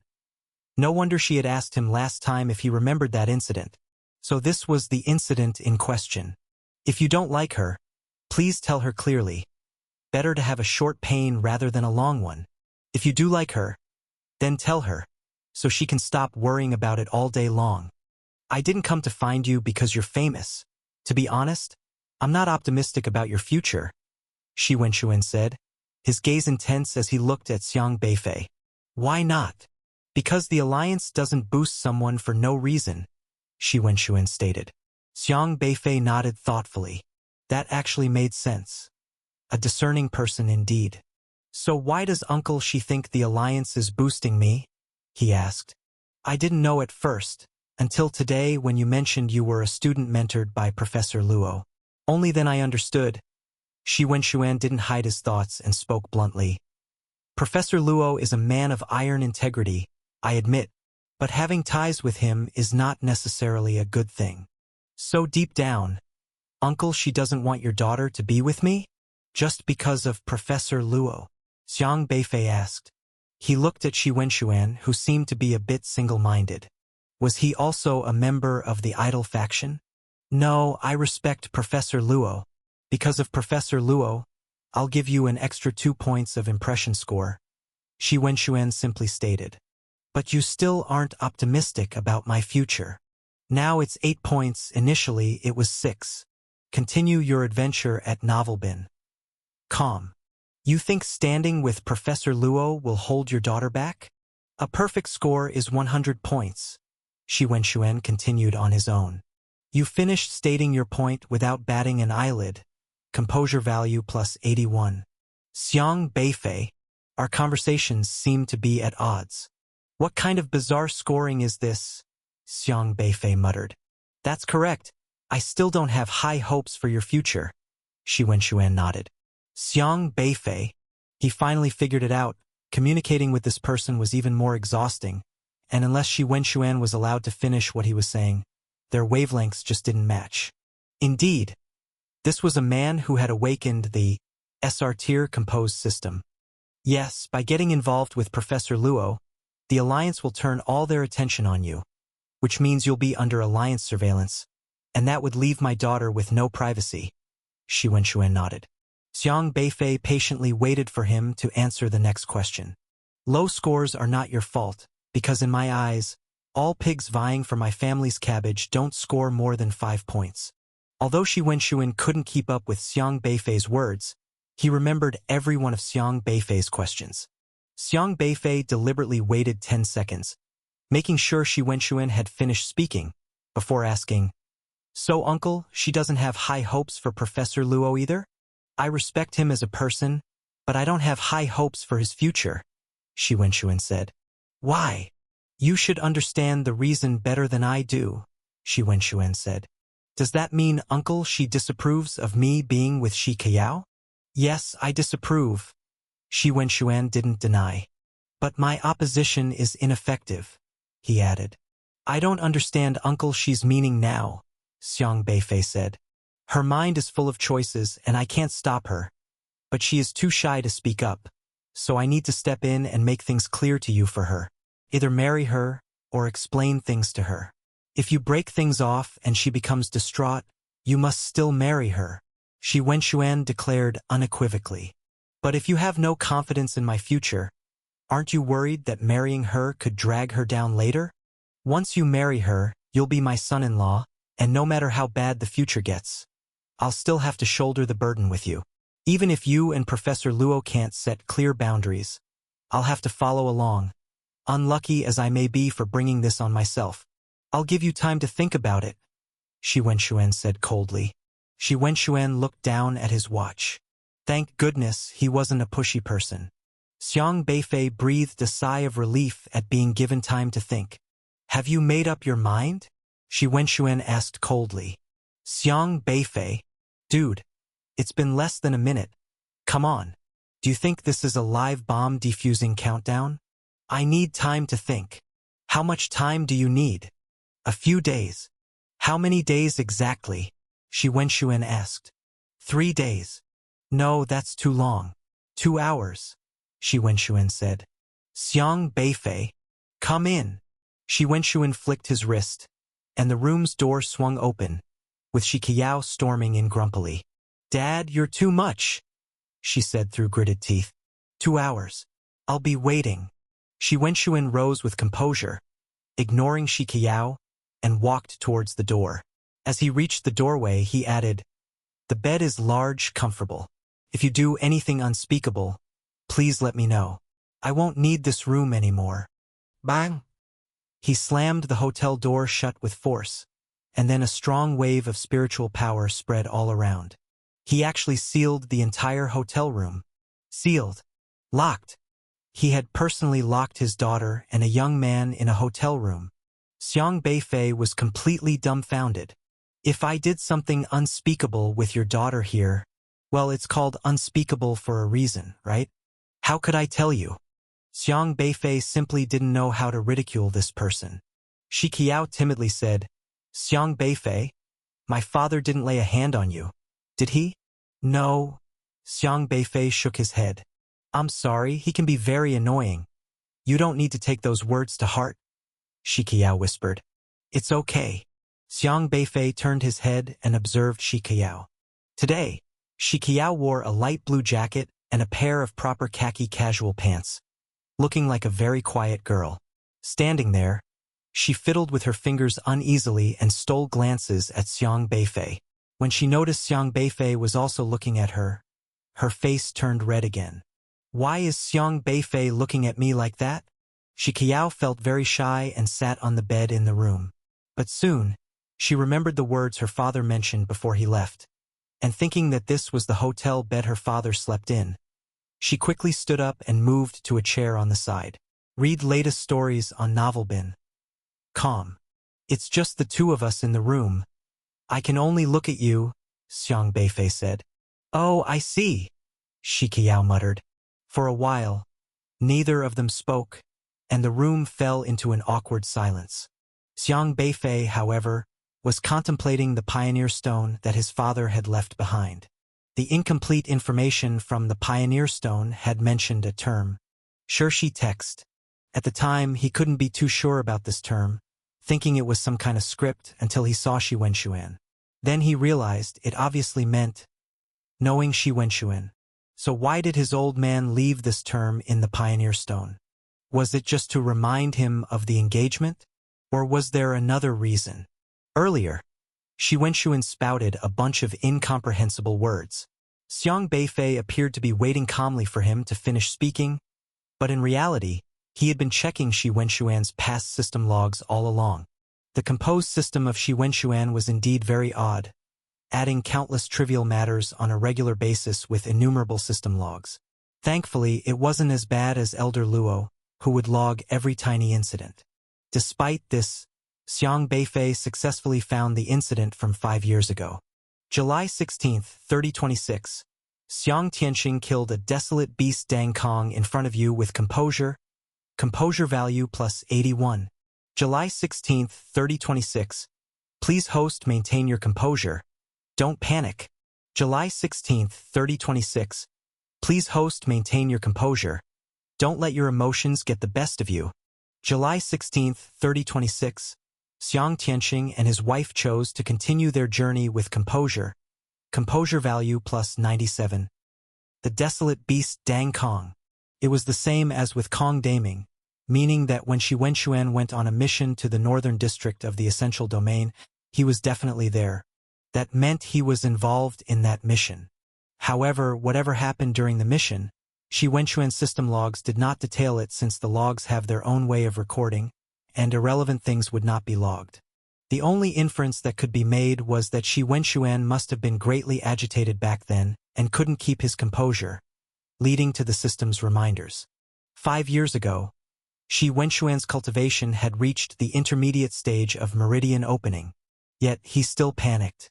What was the cause of such alarm? Xiang Beifei didn't understand, so he revisited Shi Wenxuan's system logs from other periods. July 29, 3026. Please host, maintain your composure. Don't let your emotions get the best of you. July 30th, 3026. Please host, maintain your composure. Don't let your emotions get the best of you. During these days, Shi Wenxuan could hardly maintain his composure, and the logs were filled with various system prompts. He didn't complete a single system task, and this went on for an entire month. And according to Kong Daming's system logs, these days coincided with Xiang Tianqing's misfortune. During those days, Kong Daming was continuously searching for Xiang Tianqing. Xiang Beifei didn't know who went with him because Kong Daming's actions were classified, but it was quite apparent that Shi Wenxuan should be one of them. August 21st, 3026, you found unrestrained, in a composed manner based on the clues left by Xiang Tianqing, composure value plus 28.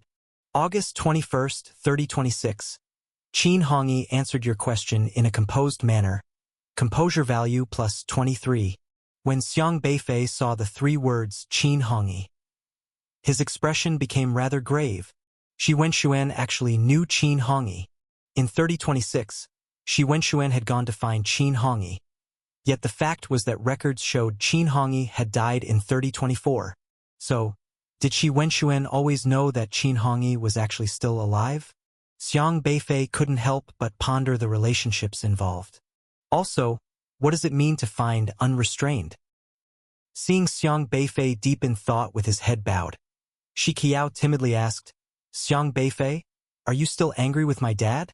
Xiang Beifei came back to his senses and shook his head. No, I'm just thinking about other things. After a while, Xiang Beifei added, Sorry, I didn't know you came to Liangzhou University because of me. It was my dad who insisted I go, mumbled Shi Qiao. So did you choose the martial arts college because of me too? Asked Xiang Beifei. Shi Qiao hesitated for a moment and then said softly, Yes. Dad said if you chose martial arts, then I had to choose martial arts. Only then would we have something in common. Her awakened ability was an SR-rated support with All Might system, and originally she wanted to choose the nursing major at the Liberal Arts College because she wanted to use her system's abilities to alleviate others' suffering, but her father forcibly pushed her to study martial arts. Of course, her martial arts talent was amazing too. She had only been in a fight once since she was young, and it was when Yi Changfeng picked SR team members to team up with Xiang Beifei for a competition. That was the first time Shi Qiao fought someone, and she took down another SR. But Xiang Beifei, you shouldn't feel burdened. I find that martial arts can be very interesting. I gained a lot of insight acting together with you in the outer desolate lands. Shi Qiao appeared very happy. You really are optimistic, Xiang Beifei laughed. I'm learning from you, Shi Qiao said with an embarrassed smile. What do you think about that drunken marriage promise? Xiang Beifei asked. I don't know, mumbled Shi Qiao. I thought you wanted to decide for yourself, said Xiang Beifei. But marriage is decided by 2 people together. We have to respect each other's opinions, Shi Qiao said with her head lowered. After a while, she asked expectantly, What do you think, Xiang Beifei? Did Uncle Shi say that you meet those criteria already? He forced me, muttered Shi Qiao. But you still tried very hard to meet them, didn't you? Do you like me? Xiang Beifei asked doubtfully. That. Shi Qiao's face turned as red as if it had been scorched by fire, nearly steaming. If you say you don't like me, I might be sad. No, I didn't say I don't like. So that means you do like me, Xiang Beifei said. Ah.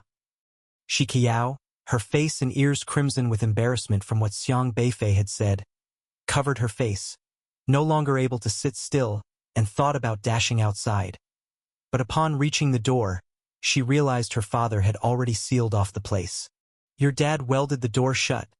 Stop struggling, neither of us can leave, said Xiang Beifei calmly. This was a spiritual power seal of a God-refining advanced practitioner, and he was at a loss. Shi Qiao was very annoyed. Daddy is so bad. She used her finger to poke the door in front of her while complaining about her dad. Why do you always get shy when you're with me? Xiang Beifei couldn't help but ask. I'm not shy. Shi Qiao said this quietly with her back to Xiang Beifei, facing the door that had been welded shut. All right, I was just joking. Don't take it seriously, Xiang Beifei said. Only then did Shi Qiao turn around, but her face was still red. So, how does Xiang Beifei view this marriage arrangement? Shi Qiao asked timidly. I don't know, honestly. I never thought about it before. Xiang Beifei stretched lazily. Then, the matters of the older generation are theirs. They shouldn't decide our affairs. If you don't want to talk about it now, then we won't. But if you want me to take responsibility, I will. We can take this slowly. There's no need to rush a decision within these 2 hours, Xiang Beifei said. Find more chapters on Novelbin. Calm. I respect Xiang Beifei's opinion. Shi Qiao seemed to breathe a sigh of relief. She, too, had not contemplated getting married so early, and what Xiang Beifei said had put her mind at ease, because Xiang Beifei had always been a very responsible person. Xiang Beifei looked at Shi Qiao, who always seemed happy when she was with him. Indeed, she was quite a cute girl, almost like a little sister, making one want to protect her. However, we should do something to pass the time in these 2 hours, Xiang Beifei said. Then, what should we do? Shi Qiao asked softly. How about playing animal chess?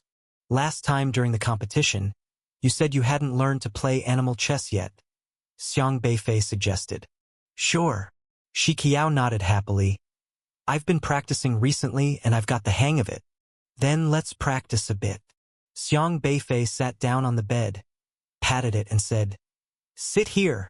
Uncle hinted that his bed is big and comfortable, perfect for sitting and playing chess. Okay, you have to go easy on me, Xiang Beifei. Shi Qiao also happily sat down on the bed. Let me see if your chess skills have improved lately.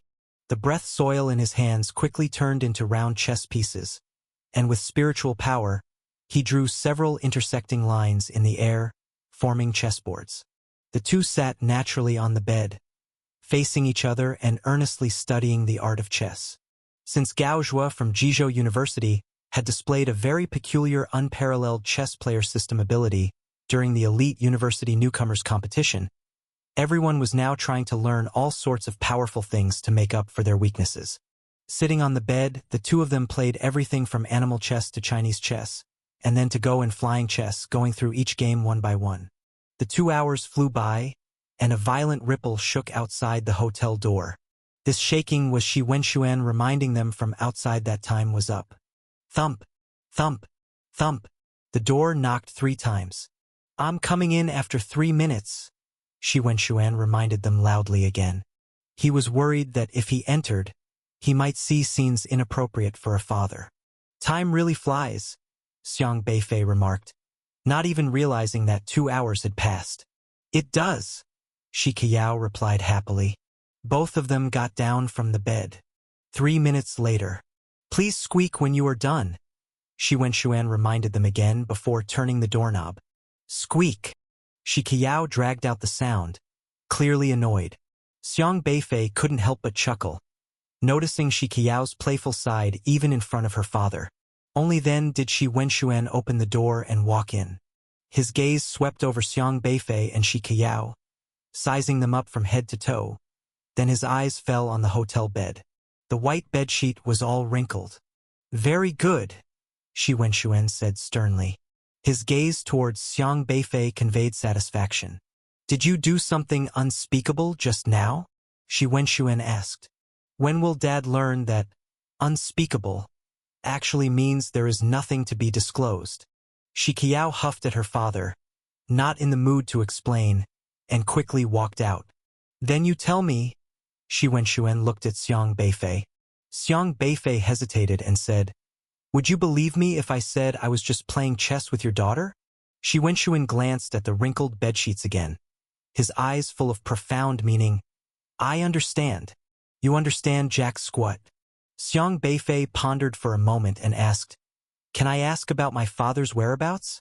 Shi Wenxuan frowned and said, You cannot. Why not? I won't tell you where he has gone. But I know he went to the northern district of the Essential Domain, Xiang Beifei said. Shi Wenxuan's expression grew dark. You are not allowed to go. I know it's dangerous. But can you tell me something about that mission, so I have an idea? Xiang Beifei said. Shi Wenxuan shook his head. No, it's too dangerous. I don't want my daughter to become a widow. Xiang Beifei sighed. He had probably anticipated that he wouldn't find the answers here. All right then, I'll be going back now. Xiang Beifei didn't insist any further. Very well. Shi Wenxuan didn't try to stop him but added a comment as Xiang Beifei walked away. His tone was unexpectedly reassuring. Xiang Beifei. He didn't know how to interpret it. A very odd feeling. Only after Xiang Beifei had left did Shi Wenxuan walk over, straightened the wrinkled bedsheets without leaving a single crease, patted the pillow, and put it back in place. He tidied his bed immaculately. Then he went downstairs, heading for the counter. I'd like to change rooms, Shi Wenxuan told the clerk. His expression was still frosty. Kong Daming's inn was bustling. Xiang Qingde was about to greet the guests, but Kong Daming advised against it, stating that many people came because Xiang Beifei's grandfather worked there, so it wasn't appropriate for him to attend to the guests. Nowadays, Xiang Qingde was revered like a distinguished elder, not someone to be ordered around by guests. So, the old man just watched happily from the sidelines, enjoying his leisure. Many patrons came to toast with him and inquire about Xiang Beifei. Xiang Qingde handled it all with ease, probably because having a successful grandson let him hold his head up high and speak with confidence, making him appear much more spirited. When Xiang Beifei returned to the inn, it was still crowded, but he didn't pay attention to anyone. Instead, he disguised himself, sat in a corner, and watched the guests come and go, while keeping an eye on his grandfather to ensure no one foolishly tried to target him with system abilities. However, with such a large gathering today and with members of the Alliance present, hardly anyone would dare to do so. Where did you go just now? Elder Luo asked. I went to see Shi Qiao's father. He used to be a colleague of my dad's. Xiang Beifei glanced at Shi Wenxuan, sitting in the distance, feeling rather helpless. You were gone quite a while. Yes, we discussed some matters. It was tough, Xiang Beifei said. By the way, you mentioned me in front of so many people earlier, almost like you were challenging the Alliance. Elder Luo heard Xiang Beifei's speech before the opening. Better to counterattack when cornered than die a slow death, said Xiang Beifei. You're not afraid, are you, Elder Luo? Ah, afraid? I've lived more than half my life. When have I ever been afraid? Elder Luo laughed openly. If his disciple was this decisive, how could he as a mentor possibly shrink back? By the way, Elder Luo, have you ever heard of something called unrestrained? Xiang Beifei asked. Unrestrained. Elder Luo furrowed his brow. Why do you suddenly ask? So you have heard of it? Xiang Beifei said. Elder Luo paused for a moment and then said, It's a troublesome organization. Organization? Unrestrained is an organization. Have you heard of the person Jialuo Luo? Elder Luo asked. Xiang Beifei turned his head to look at Xiaohe, who was licking his white fur, and hesitated. I've heard of him. Not only had he heard of him, but Xiaohe had also vanquished the god that defeated Jialuo Luo. Woof! Xiaohe lifted his head proudly. He's one of the people in Unrestrained, Elder Luo said. Jaluoluo, that was a UR-level awakener. He was recruited by the Alliance, but chose to leave and then became a thorn in the Alliance's side, eventually defeated by the Alliance's super artificial intelligence god. The old stories about Jaluoluo and God that spread in the outside world are quite mystifying, Xiang Beifei said.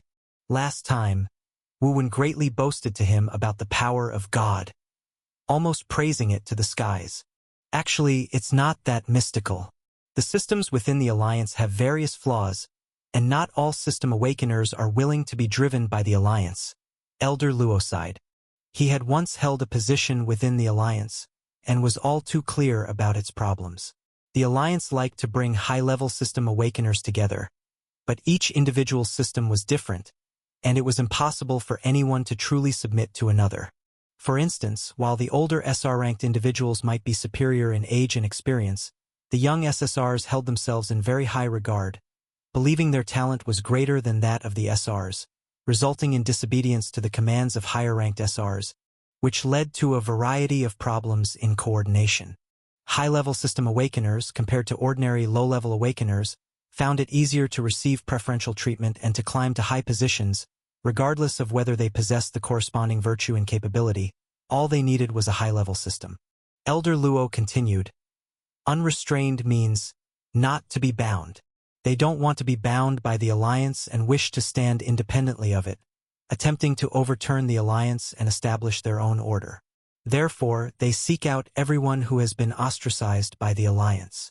Xiang Beifei propped his chin, looking at Elder Luo. So, they must have approached you, right? Find more to read at novelbin.com.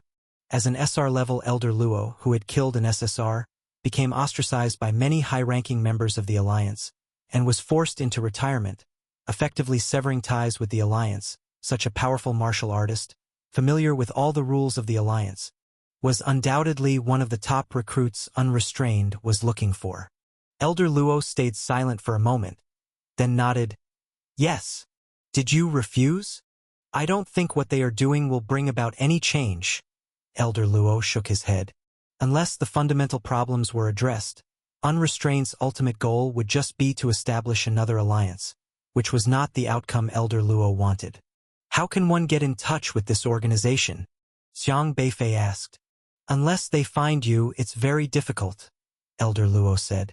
An organization like Unrestrained was sure to be a thorn in the Alliance's side. If they were so easy to find, the Alliance would have rooted them out long ago, and would not tolerate such a thorn in their side. Hasn't the Alliance dealt with them? Xiang Beifei asked again. They have absorbed many who left the Alliance feeling disgruntled, so they know the Alliance's systems like the back of their hand and understand how to evade the Alliance's laws and pursuit, Elder Luo explained. No wonder. Even a UR-level awakener like Jaluoluo managed to leave the Alliance and join Unrestrained, which was enough to show the depth of Unrestrained's foundation. The Alliance could be said to have been thoroughly figured out. If Unrestrained wanted to take action, the moment they moved, someone would tip them off and Unrestrained would immediately have countermeasures. However, the Alliance was still a behemoth, and it was difficult for Unrestrained to completely overturn it, so they also just lived in the shadows. Xiang Beifei suddenly thought, could it be that Su Yang, Xiao Shang, and Qin Hongyi were from Unrestrained? I think that the people who used one-armed crab to attack the city last time might well be from Unrestrained, Xiang Beifei said. Elder Luo nodded slightly. That is indeed possible, but there's no way to confirm it. We could look into Unrestrained, which might resolve many issues, Xiang Beifei suggested. But what after the investigation? Even if we confirm this matter, what then? Do you think the Alliance hasn't considered this angle? Elder Luo said. Following the one-armed crab's attack on the city, the Alliance has yet to give a definitive conclusion. Instead, they publicly promote the heroes like Xiang Beifei who saved the city, downplaying the instigators of the incident. They probably anticipated Unrestrained's involvement from the start. Unrestrained kept themselves well hidden, and even if it was proved that they were behind the incident, the Alliance wouldn't be able to do much. If made public, it would only highlight the Alliance's incompetence. Therefore, by focusing on promoting Xiang Beifei, they redirected the audience's attention away. After a moment of silence, Xiang Beifei said, "Unrestrained may be related to my father's disappearance." Elder Luo was slightly surprised. "There's more to this? I can't be certain, but I found out that Mr. Shi Wenshuan initially relied on the clues left by my father to locate the contact person for Unrestrained. It seems my father entrusted him with something," Xiang Beifei said. "How do you know?" Elder Luo asked. "I investigated it myself using my own methods. It's hard to explain thoroughly, but I am certain there's no mistake," Xiang Beifei said. Elder Luo fell silent. Every time, Xiang Beifei would uncover various matters that he could not, which puzzled him. Bearing in mind that he, as a former high-ranking member of the Alliance, had investigative means supposedly far superior to Xiang Beifei's, the fact that he was always one step behind in his own investigations was inexplicable. How exactly did he investigate? Elder Luo was very curious. However, since he had already decided to trust this young man, he didn't ask further. After all, every person in this world has their own system, and perhaps this young man's system specializes in uncovering all sorts of secrets. "Did you ask him for details about what it specifically was?" Elder Luo asked seriously. Xiang Beifei shook his head. "If I ask, he won't answer me, but you could try." "Me? I don't know him." Elder Luo shook his head. Shi Wenshuan was from Jingzhou University and not a student at Liangzhou University. With many SR-level awakeners, it wasn't surprising that Elder Luo didn't know them all. "That's not important. What matters is that he knows you. Because of you, Elder Luo, I even earned extra impression points," Xiang Beifei said, pointing at Shi Wenshuan, who was interacting with Kong Daming. "Extra what?" Elder Luo was confused. "It's a complex question." Xiang Beifei spread his hands, informing Elder Luo about his recent marriage arrangement. Elder Luo was quite surprised. "Is it that last Shi Qiao?"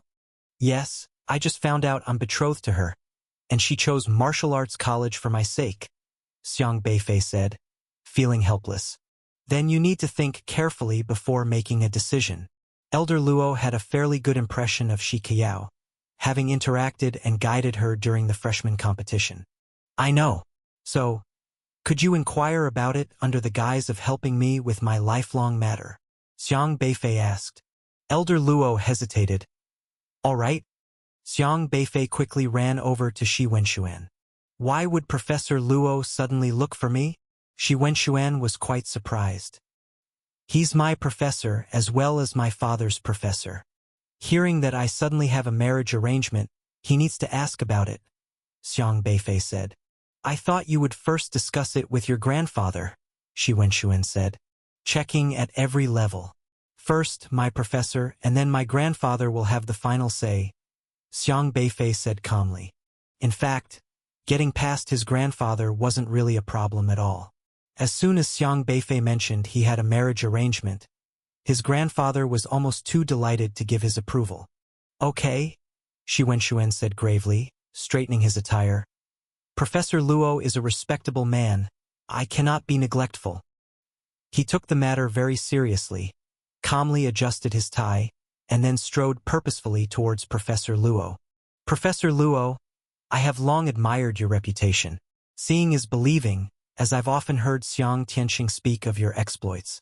I myself have also fought under your command during a beast-tide resistance, and you are someone that all martial artists should respect." Shi Wenshuan's expression was one of utmost seriousness, and his eyes were filled with respect. That battle was one in which nearly all martial artists would take part. He was in charge of the defense line in Jingzhou, and although he had never met Elder Luo face-to-face, he had fought according to Elder Luo's commands. "Hello." Elder Luo extended his hand to shake his briefly, nodding in acknowledgement, and said, "Beifei has mentioned the matter of the marriage arrangement to me, but I still need to confirm it." "Yes, it's a long story." Shi Wenshuan glanced at Xiang Beifei and said, "I presume Professor Luo already knows the ins and outs of the whole matter. If there are any parts you still find unclear, I can explain them to you. Since you are acquainted with Xiang Tianqing, you should understand what this student means to me." I ask you, was it with you that he went to the northern district of the Essential Domain last time? Elder Luo asked bluntly. Shi Wenxuan was taken aback. He hadn't expected Elder Luo to inquire about this matter so directly. He glanced at Xiang Beifei, clearly hesitant. Elder Luo said, Beifei knows his limits. If you are aware of the last freshman competition, you should understand the capabilities of this child. He needs to find the answer to his father's disappearance. And I, as their teacher, also need to understand the details of this matter. And you happen to be the person who was acting with him. He is missing and you have returned. If you wish to discuss marriage, I cannot trust you. Elder Luo's words were succinct and to the point. He did not have that many qualms, and his speech was as direct as a bulldozer, very decisive. Xiang Beifei stood calmly beside Elder Luo. Having a powerful backer was indeed beneficial. When speaking, one's confidence was all the greater. Shi Wenxuan did not immediately rebut. In facing someone like Professor Luo, he could not overpower with his own momentum. The great figure before him was someone he could not afford to provoke. You are right, Shi Wenxuan spoke. It's correct that you don't trust me. I bear a great responsibility for this matter. After a long pause, he shook his head and said, But I cannot disclose it. You were the leader of the martial artists against the Beast Tide. You should understand that the tasks of the pioneers are almost always kept confidential by those above. Then just tell what you can. After a moment of contemplation, Elder Luo lifted his head to look at Shi Wenxuan. For example, how did you come across the organization unrestrained? Shi Wenxuan's complexion changed. Why would you say such a thing, Professor Luo? You have your secrets, I have my methods. I have been investigating the matter of Xiang Tianqing, and eventually, signs and traces lead to conclusions. He entrusted you to find the organization unrestrained, didn't he? And the reason? That shouldn't be a secret of your pioneer missions, Elder Luo asked. Shi Wenxuan's gaze oscillated, seemingly recalling how Elder Luo could have investigated this matter. It was meant to be highly confidential, but considering that Elder Luo had been Xiang Tianqing's mentor, and knowing his disciple well, it seemed plausible that he could uncover this matter. He asked me to investigate a person, Shi Wenxuan said. Investigate whom? Qin Hongyi. Xiang Beifei, who had been listening quietly by the side, had anticipated this yet still felt surprised, because this person was also the one he had been persistently investigating. Why investigate him? Elder Luo inquired. Shi Wenxuan glanced at Xiang Beifei again. Elder Luo was clear in his stance. He needs to know. I have already discussed it with Beifei. Without the strength of the God-refining phase, he will not go to find his father. I hope you will not act rashly, said Shi Wenxuan to Xiang Beifei. I understand the limits, Xiang Beifei said. Shi Wenxuan pondered for a moment as if recalling how to explain the matter, then said, I don't know the specifics, but Xiang Tianqing mentioned that Qin Hongyi is very suspicious. He should be someone who's already dead, and shouldn't be alive. The way he survived is quite bizarre, which is why Xiang Tianqing asked me to thoroughly investigate it. How bizarre? Elder Luo asked. Qin Hongyi used to be a pioneer too, but he sacrificed his life in the battle you led, Professor Luo. You might not know this, but he was one of the 536 martial artists killed by Lu Shengdong, Shi Wenxuan said with a solemn expression. Elder Luo was taken aback. Xiang Beifei was also quite surprised. Experienced tales at Novelbin. Calm. Lu Shengdong was, of course, no stranger to Xiang Beifei, because he was the very SSR that Elder Luo had executed in front of all the UR Awakeners. The whole story had been relayed to Xiang Beifei by Yi Changfeng as well. SSR Awakener Lu Shengdong was a prodigy within the alliance, reaching the orifice-transforming phase at the mere age of 25. Keep in mind that Mu Yiqing, another SSR, turned 28 this year and has only reached the latter stages of God refining. In terms of cultivation speed, Lu Shengdong was second to none among all SSR Awakeners. There had rarely been SSRs throughout history who could achieve this level, and he was even close to matching the UR Awakeners. He was undoubtedly a talent that the Alliance focused on cultivating. As such, Lu Xingdong held himself in high regard within the alliance and did not take other lower-ranked awakeners seriously. When the beast horde erupted back then, SSR-ranked Lu Xingdong was assigned under SR-ranked Elder Luo to lead 1,000 martial artists in defending Liangzhou Hookah Pass, the defensive front line. This caused great dissatisfaction with Lu Xingdong. He was a powerful SSR awakener, whom everyone in the alliance even treated as a UR, and yet he had to follow the orders of an SR-ranked individual? The beast tide in that area wasn't too severe. The martial artists just needed to stand on the city wall and face those desolate beasts from above, which was enough to defend the place. However, Lu Xingdong spotted a rare blue marten that was in the god-refining phase amidst the massive horde of desolate beasts. The exact reason was not clear, perhaps it had to do with a system task. But it was evident that Lu Xingdong wanted to capture this blue marten. Ignoring Elder Luo's orders, he led the 300 martial artists under his command over the city wall, charging into the dense beast tide. He used his subordinates as bait to attract the attention of the desolate beasts. All the beasts rushed towards those martial artists, while he, alone, aimed at taking down the blue marten. The result was that they underestimated the power of the beast horde.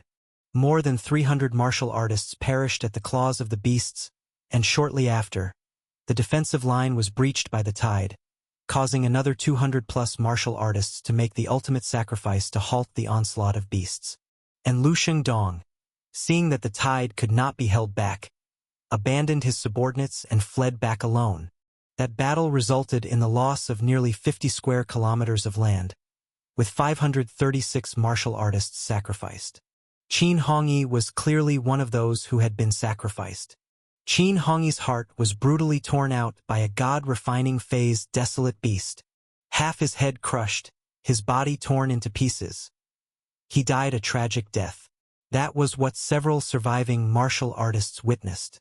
They said Qin Hongyi had initially refused Lu Xingdong's order, not wanting to lead his subordinates out, but Lu Xingdong forced them, threatening to have his men executed by military law if they disobeyed.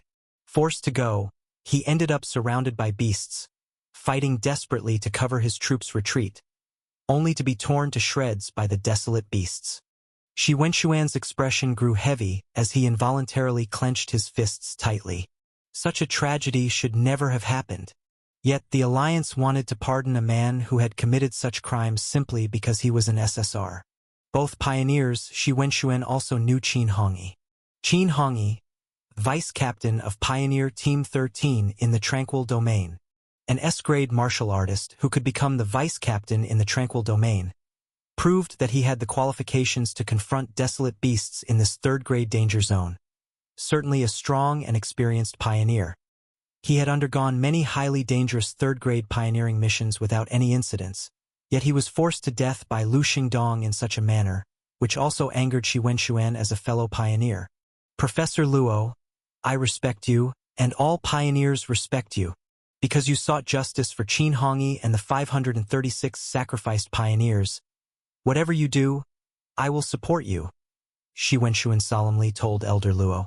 He had told Xiang Beifei that he respected Elder Luo as a person, but did not see a bright future for him.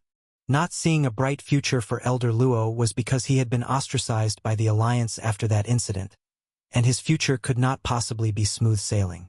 Respecting Elder Luo was because such a great predecessor dared to challenge authority to seek justice for Qin Hongyi and the others, deserving everyone's respect. Xiang Beifei was Elder Luo's protege, and since Xiang Beifei had become his prospective son-in-law, even if there were troubles in the future, Shi Wenshuan would follow. This was also his final dignity as a pioneer. Elder Luo listened silently, recalling that incident from those years ago. The SSR Lu Xingdong incident, he could never forget it in his lifetime. The 536 sacrificed martial artists, none of whom should have died in such a way, all because of the selfish actions of SSR Lu Xingdong. Therefore, he chose to strike down that SSR to set an example. Yet, this also brought him endless troubles because he upset the faces of those UR upper echelons. In their eyes, such an SR actually disregarding the faces of UR awakeners in the Alliance, none of whom had interceded for Lu Xingdong. Thus, they could not tolerate the existence of someone as disobedient as Elder Luo. But Elder Luo had never regretted it. Is this Qin Hongyi still alive? Elder Luo asked. Alive? Have you seen him? Yes, I found him and saw him based on the directions left by Xiang Tianqing. Shi Wenxuan nodded. How did he survive? Was he a survivor from the mouths of desolate beasts? Or? Elder Luo asked again. Not sure, maybe it was because there were high-level awakeners in the unrestrained who used powerful methods to save him. 2 years after the beast died. When I saw him, he had become very strange, very powerful. Even more powerful than me. I asked him why he survived and didn't return to the Alliance. He said that S-grade martial artists in the hands of the Alliance are like. Shi Wenxuan paused for a moment, glanced at Elder Luo, then hesitantly said, Cannon fodder. Elder Luo was silent. Xiang Beifei was also silent. They could find no excuse to refute. The higher-ranking individuals dominated the fates of those at lower ranks. Even though Class S Awakeners were considered to be quite powerful for many civilians, in the Union where Class SR and SSR were common, S-Class was essentially the lowest tier. Shi Wenxuan continued, He told me that he didn't want to be cannon fodder. He wanted to be the phoenix that rises from the ashes, so he needed to change. So his way of changing was to join the unrestrained? Elder Luo asked. That was my question as well, but he told me, You will never understand what unrestrained truly means. In the unrestrained, system levels don't bind anyone. Even as an S-Class, there is no need to fear the oppression of an SSR-level system. Shi Wenxuan frowned, recalling Qin Hongyi's words at the time. He couldn't understand this statement. He, an S-Class, isn't afraid of the oppression from an SSR system? Elder Luo exclaimed incredulously. Yes, at least that's what he said, and indeed, his cultivation had soared incredibly within 2 years, far surpassing me. His system didn't restrain his cultivation, giving off a completely rejuvenated perception. He is an S-Class Awakener. Theoretically, my level is higher than his, but when I faced him, the advantages of my SR-level system seemed utterly non-existent, Shi Wenxuan said. Elder Luo was slightly taken aback. He also was an SR Awakener, keenly aware that even when facing an SSR with a lower cultivation level, there was still suppression inherent in the system, an oppressive sensation ingrained from birth. Although Elder Luo could use his spiritual power to ignore these oppressions, it was undeniable that this sense of superiority granted by higher-level systems still existed. And yet, an S-Class Awakener wasn't suppressible by a higher-level system Awakener?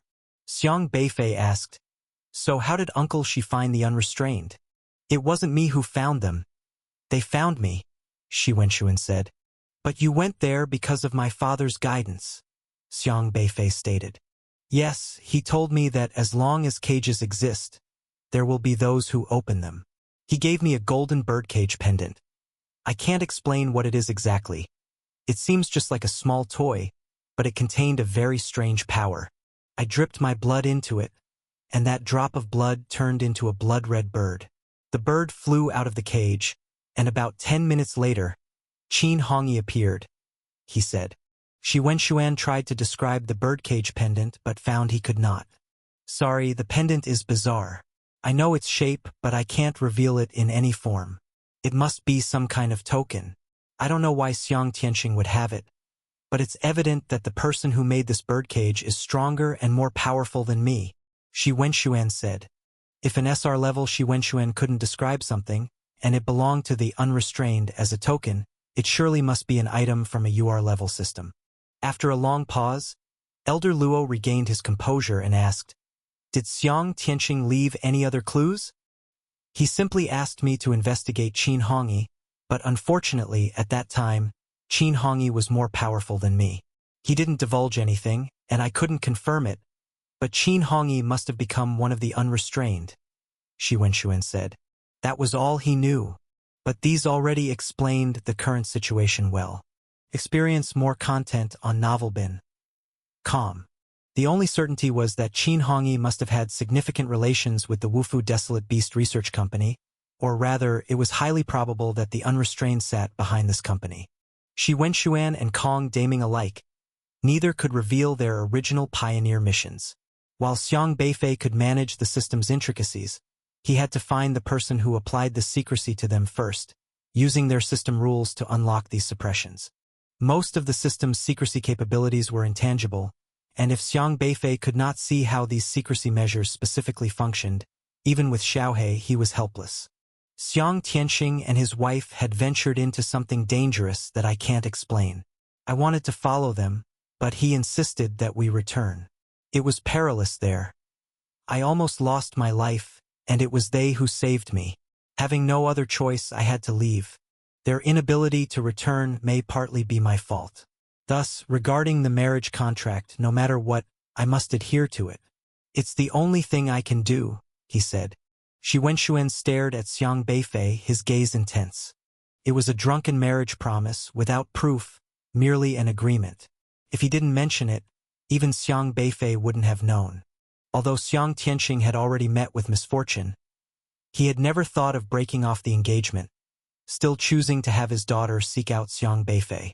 Whether his daughter was willing or not, whether Xiang Beifei was willing or not, all he could do was to clarify the matter of the marriage contract and let the two young people decide for themselves, aiding them if necessary to bring them together. Now, it seemed the outcome was quite satisfactory, because his hotel sheets were all messed up. That explained a lot. I understand. Thank you for letting me know, Elder Luo said. Professor Luo is too kind. If Professor Luo has any orders, just say them. I, Shi Wenxuan, though not talented, am willing to exert myself for Professor Luo, Shi Wenxuan said solemnly. Shi Wenxuan soon left. Being a retired pioneer, there were many acquaintances present, and he did not neglect the necessary courtesies. Elder Luo didn't say much more. He just sat somewhat dejectedly on a chair to the side. Xiang Beifei also sat nearby, watching the customers coming and going in the shop, not making a sound. Not willing to be cannon fodder. So you want to be a phoenix that rises from the ashes? Elder Luo murmured to himself. Elder Luo need not blame himself. This isn't something you caused. That SSR paid a price too, Xiang Beifei said. After killing one Lu Shengdong, there are still countless Lu Shengdongs out there, Elder Luo sighed. If such things happen again, countless martial artists will still end up as cannon fodder. This was the harsh reality. But after Qin Hongyi returns, he is no longer cannon fodder, Elder Luo said quietly. An S-level martial artist, forced to his demise by a self-important SSR, returns as though he has undergone a rebirth. It was like a story of a revenger. Unrestrained allowed Qin Hongyi, who should have only been at the intermediate stage of meridian opening, to rebirth as a phoenix transcending an SSR. Is the path of change really with the unrestrained? Elder Luo couldn't help but sigh. A low-level system awakener had broken the constraints of system levels, the level no longer a limitation. Doesn't this mean that the entire league structure could be changed? Isn't this the path he had been searching for? But Xiang Beifei didn't think so. There's a big problem with Qin Hongyi's resurrection, Xiang Beifei said. This man is definitely not so simple. I can assert that the founder of the one-armed crab is him. Perhaps this is a revenger's story. However, in Xiang Beifei's view, this revenger was far from simple. A true revenger should not attack civilians at any cost. What puzzled Xiang Beifei most was, if the testimonies of those witnesses were right, how did he manage to survive? In other words, is the reborn Qin Hongyi still Qin Hongyi? Experience tales at Novelbin.com. Elder Luo's gaze flickered uncertainly. Anyway, you should stop trying to investigate this for now, Elder Luo said. Why? At least while you lack cultivation skills, digging deeper won't change anything. Elder Luo looked at Xiang Beifei. You need strength. Strength is the most effective way to change the situation. I understand, Xiang Beifei said. He needed strength, needed to rapidly reach the god-refining stage. Elder Luo didn't linger. He left the restaurant and came to the bustling streets, watching the system awakeners coming and going. The streets were crowded, with countless N-level awakeners pointing and showing excited expressions. They seemed to be looking for Xiang Beifei, but since they did not see him, they were watching Xiang Qingde instead. To be able to see Xiang Beifei's grandfather was an honor for them. These were all people from the lower levels. Merely because their awakened systems were not powerful enough, they were destined to crawl at the bottom for a lifetime. They could not imagine what the life of higher-level awakeners was like, nor did they ever think about how those at higher levels viewed them.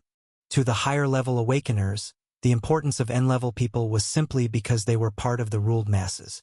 Without these lower-level N-level awakeners, where would the superiority of the higher levels come from? Who would they rule over? If this world lacked N-level, R-level, and S-level, then SR-level would be the oppressed bottom layers. They would become the targets of oppression and control. In this world, being one level higher in system rank means surpassing a large number of people in status. Therefore, the Alliance needed to control these lower-level awakeners. Only then could they remain lofty and have others do their bidding. Even in critical moments, they could send these lower-level awakeners to the battlefield. As cannon fodder, a person's destiny was almost predetermined at the moment of their system awakening. This was precisely what Elder Luo did not wish to see.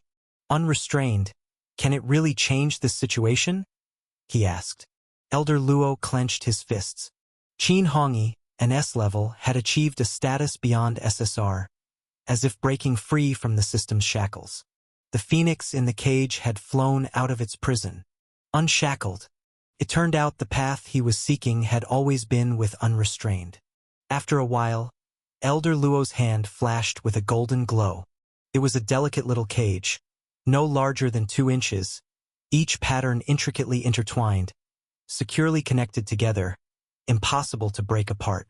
The cage had a small entrance, circular, just large enough to accommodate a finger. Around this opening were blades sharp as teeth, incredibly fine. If a finger were extended into it, it would be cut. Elder Luo stared intensely at this small cage. This cage was a token of unrestrained. Not only did Xiang Tianqing have it, he had one too. He turned to look at Xiang Beifei, who was seated in the crowd, pondering in the restaurant. Xiang Beifei was full of hope for his life. He might act rashly, but his brashness contained subtleties. He never gave up. He was a very optimistic young man. His whole being glittered with the light of hope. But could he really find that path? A struggle appeared in Elder Luo's weathered eyes. Please, host, quickly cultivate Xiang Beifei's improved spiritual power cultivation technique. A prompt appeared on the SR-level leisure system. To cultivate, for what do we really cultivate? He asked. Elder Luo tightly gripped the cage, took a step forward, and the space around him rippled slightly.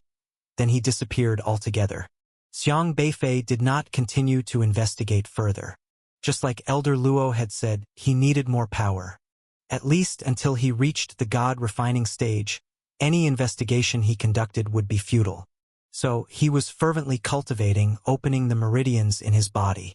Now, he was at the mid-stage of meridian opening, having almost completely opened the meridians in his body. It wasn't too far off from the latter stage of meridian opening. However, he was now a celebrity, always under the surveillance of various people wanting to know where he lived. Therefore, Xiang Beifei planned to hide his home. He needed to find an item that could conceal an address. Elder Luo's leisure system, although powerful, had few items in its system store and lacked such an item, so he approached Yi Chongfeng. With an SR-level supremacy of 10,000 sword system, Yi Chongfeng's system could unlock 10,000 swords, each possessing a unique ability. He was never stingy with his junior brother. Whatever Xiang Beifei wanted, he would provide. This Zhentang sword, it can stabilize the feng shui of a place. As long as it's within its effective range, you can control the feng shui, meaning you can make a dim house invisible, transparent, and well-ventilated. Even if you live in a cave, with it, you can improve the feng shui conditions of the cave, easily shifting from a yang house to a yin house. Yi Chongfeng handed a black, 2-foot-long profound sword to Xiang Beifei. The Zhentang sword's hilt was marked with Bagua emblems and adorned with 7 stars, emitting a powerful aura. If I make the house invisible, others won't be able to see it? Xiang Beifei inquired. They won't even be able to find your address. Even if they follow you here, once they enter the Zhentang sword's range, Except for those you allow, no one else can see you. They could turn this place upside down and still not find it. I usually use this kind of sword for stabilizing residences, Yi Changfeng explained. It's a good item. Xiang Beifei couldn't help but remark. Stay tuned with Novelbin. Calm. Every sword in Yi Changfeng's possession had unique capabilities. The Zhentang sword was like a divine sword for adjusting feng shui and avoiding misfortune. However, its effective range isn't very large, only about 100 meters in radius. That means it can only make your house invisible within this range. I know you want to use it to block those who want to monitor you. Ordinary media awakeners aren't much of a problem, but... Yi Changfeng hesitated and added, I am an SR, but there are many more powerful people in the Alliance, and even more with higher talents. So, if they want to monitor you, basically, this sword wouldn't be effective. For example, that SSR Mu Yiqing, who often seeks you out. My sword is useless against her. At that moment, they were sitting in Xiang Beifei's new home, where Yi Changfeng personally demonstrated the power of the Zhentang sword. The specific way to deploy it like this: when I deploy it, I won't allow you to see and you won't be able to see. Watch. Yi Changfeng's spiritual power vibrated in his hand. Hum. A ripple emitted from the Zhentang sword, quickly merging into Xiang Beifei's home. Xiang Beifei. No need for a demonstration, I can still see. He was somewhat amused and frustrated, as the system's items seemed ineffective before him. Why are you still here? Yi Changfeng looked at Xiang Beifei in surprise. Where else should I be? Xiang Beifei asked. Yi Changfeng, perplexed, began inspecting his Zhentang sword, finding that it was functioning properly. Yet for some reason, it simply could not get Xiang Beifei out.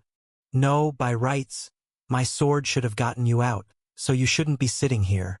Yi Changfeng said suspiciously. Could there be something wrong with my sword? Let me try. Xiang Beifei took the Zhentang sword and, following Yi Changfeng's instructions, directly activated the spiritual power. The aura of the Zhentang sword instantly dispersed. Yi Changfeng only felt a flicker before his eyes, and by the time he regained his senses, Xiang Beifei had suddenly disappeared, and he himself had unknowingly appeared in the hallway. Yi Changfeng took a couple of steps forward, but suddenly couldn't locate where Xiang Beifei's home was. Even the aura of the Zhentang sword had been abruptly severed. How could this be? Just now when he activated it, he couldn't get Xiang Beifei out, yet when Xiang Beifei activated it, he managed to get him out? Am I being repelled by my own sword? Yi Changfeng was stunned for a long while. The Zhentang sword was his system's divine sword. After all, he reasoned that even if he had given it to Xiang Beifei, he should still be able to sense it, but he had never expected. His own system item was actually elbowing its way outward. Once it followed Xiang Beifei, it seemed to forget about its original owner. Another wave of energy rippled out. Yi Changfeng quickly sensed the aura of the Zhentang sword again. But for some reason, the sword seemed different now, and it seemed nearly impossible for him to retrieve it. The sword is fine, very good, Xiang Beifei said. Yi Changfeng stared at the Zhentang sword in Xiang Beifei's hand and after a long struggle, finally spat out harshly, traitorous broken sword. Xiang Beifei couldn't help but laugh. How did you do it? Yi Changfeng was too curious how Xiang Beifei managed to use his Zhentang sword to deceive him, its original owner. My family also has some special abilities left by my father, and my own system is quite unique, Xiang Beifei said. Your system is quite unique. Yi Changfeng looked at his own system.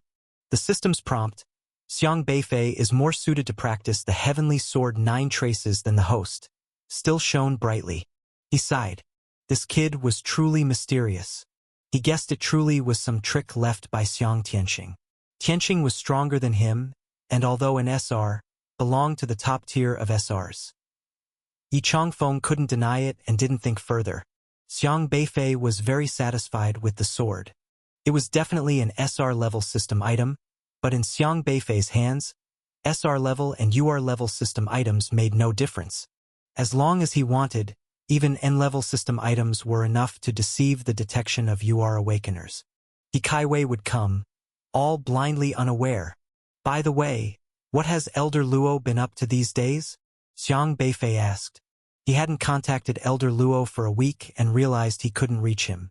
He assumed Elder Luo was cultivating spiritual power, but logically it was his modified version, and he should still be able to give guidance if contacted.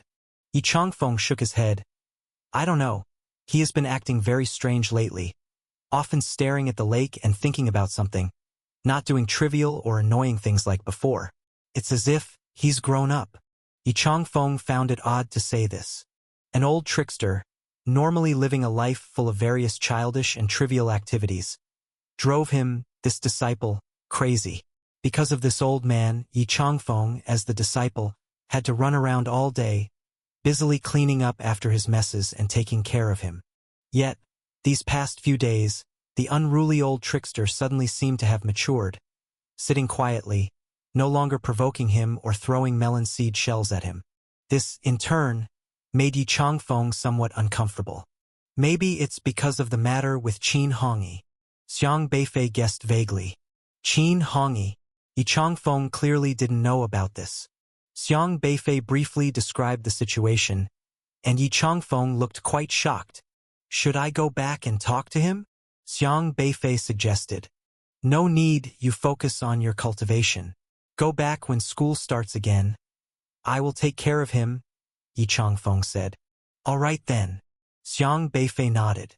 In a high-end hotel, He Kaiwei was sitting in a chair, indifferently brewing a pot of tea.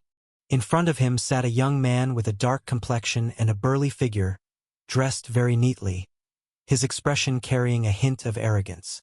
However, in He Kaiwei's presence, he reigned in that trace of arrogance and behaved with utmost respect.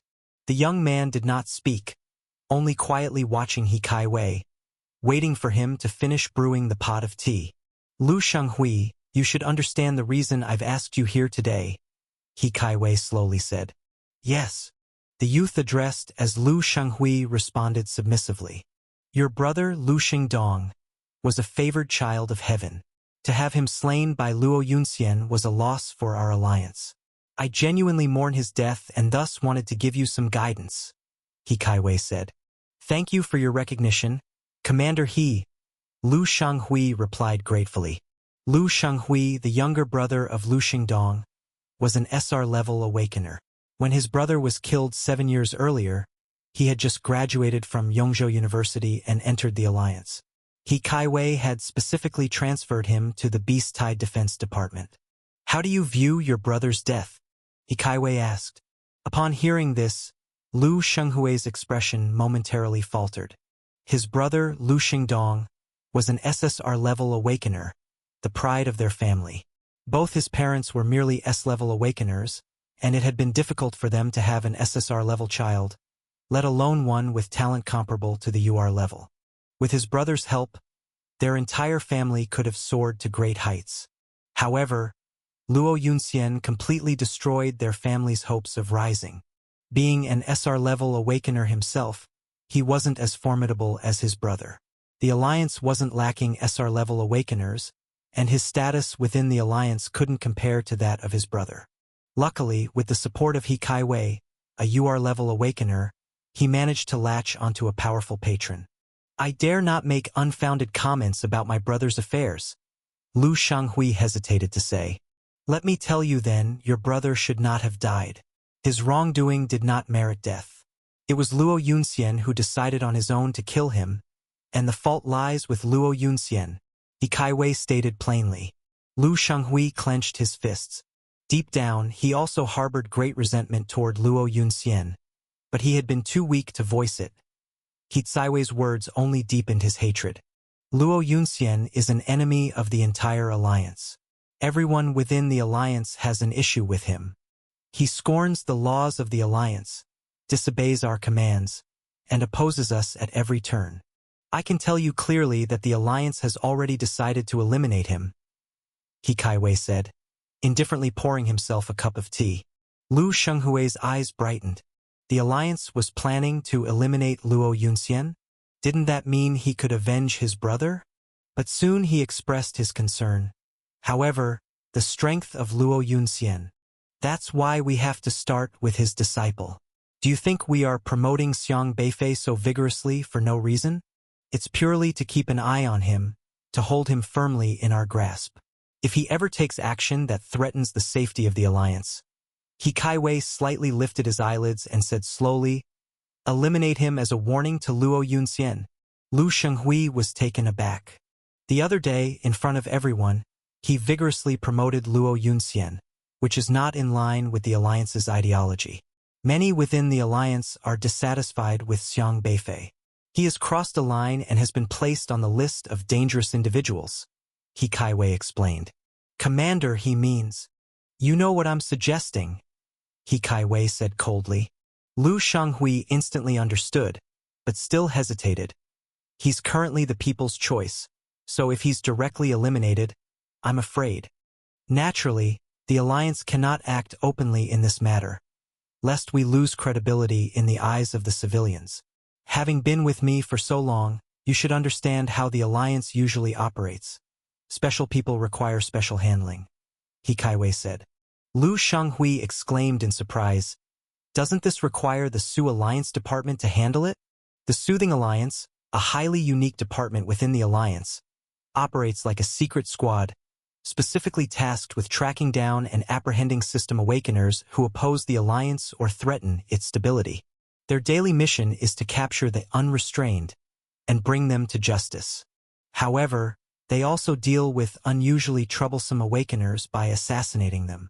The Soothing Alliance and the Unrestrained are not widely known among the Juzhou populace, and ordinary awakeners might not even know what they are. But as members of the alliance system, everyone is aware of the existence of both the Soothing Alliance and the Unrestrained. He Kaiwei was pouring tea for himself, a cold light flickering in his eyes. Strictly speaking, this matter hadn't yet escalated to the point of deploying the Soothing Alliance. In the alliance, he was currently the only one who truly wanted to deal with Luo Yunxian and Xiang Beifei. He just happened to know the Soothing Alliance department head. And you are level awakener, Zhu Yiji. Zhu Yiji had been in charge of the Soothing Alliance for decades. He had also disagreed with Luo Yunxian in the past, and the two of them never saw eye to eye.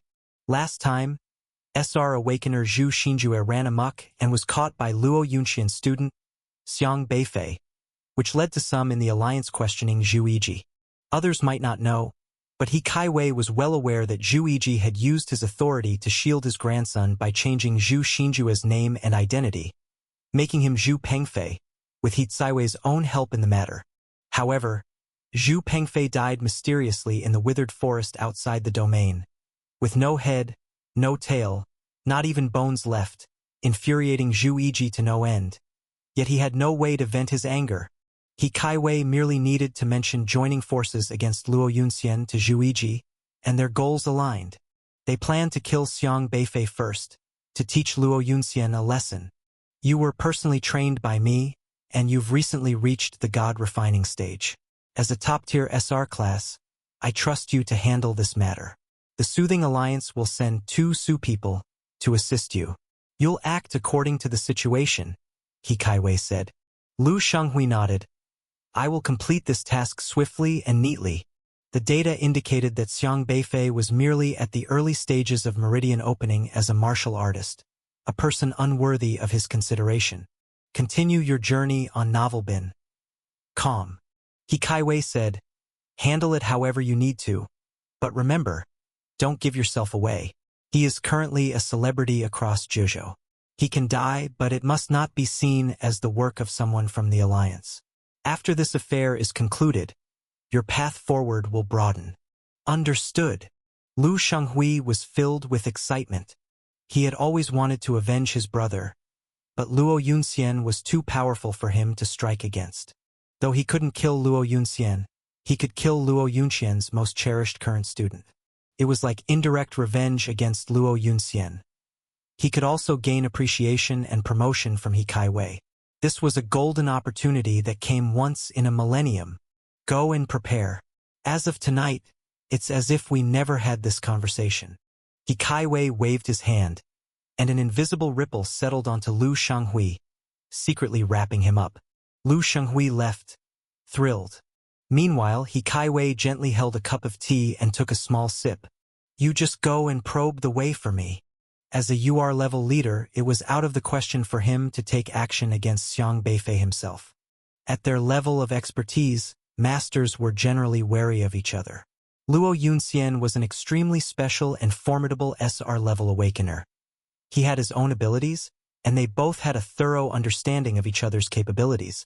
If he were to act, it would be easy for Luo Yunxian to find out, and then he would be in a situation he couldn't get out of. Luo Yunxian had the audacity to kill an SSR in front of many people. He would dare to kill him, a UR as well, and He Kaiwei didn't have a leg to stand on. He alone could not represent the entire alliance, and not everyone wanted to kill Xiang Beifei. The same was true for the Soothing Alliance. Luo Yunxian was definitely on guard, and even if Zhu Yiji wanted to kill Xiang Beifei, he couldn't do it himself, nor could he afford to openly break with Luo Yunxian. But it was different if Lu Shanghui took action. He was the perfect candidate.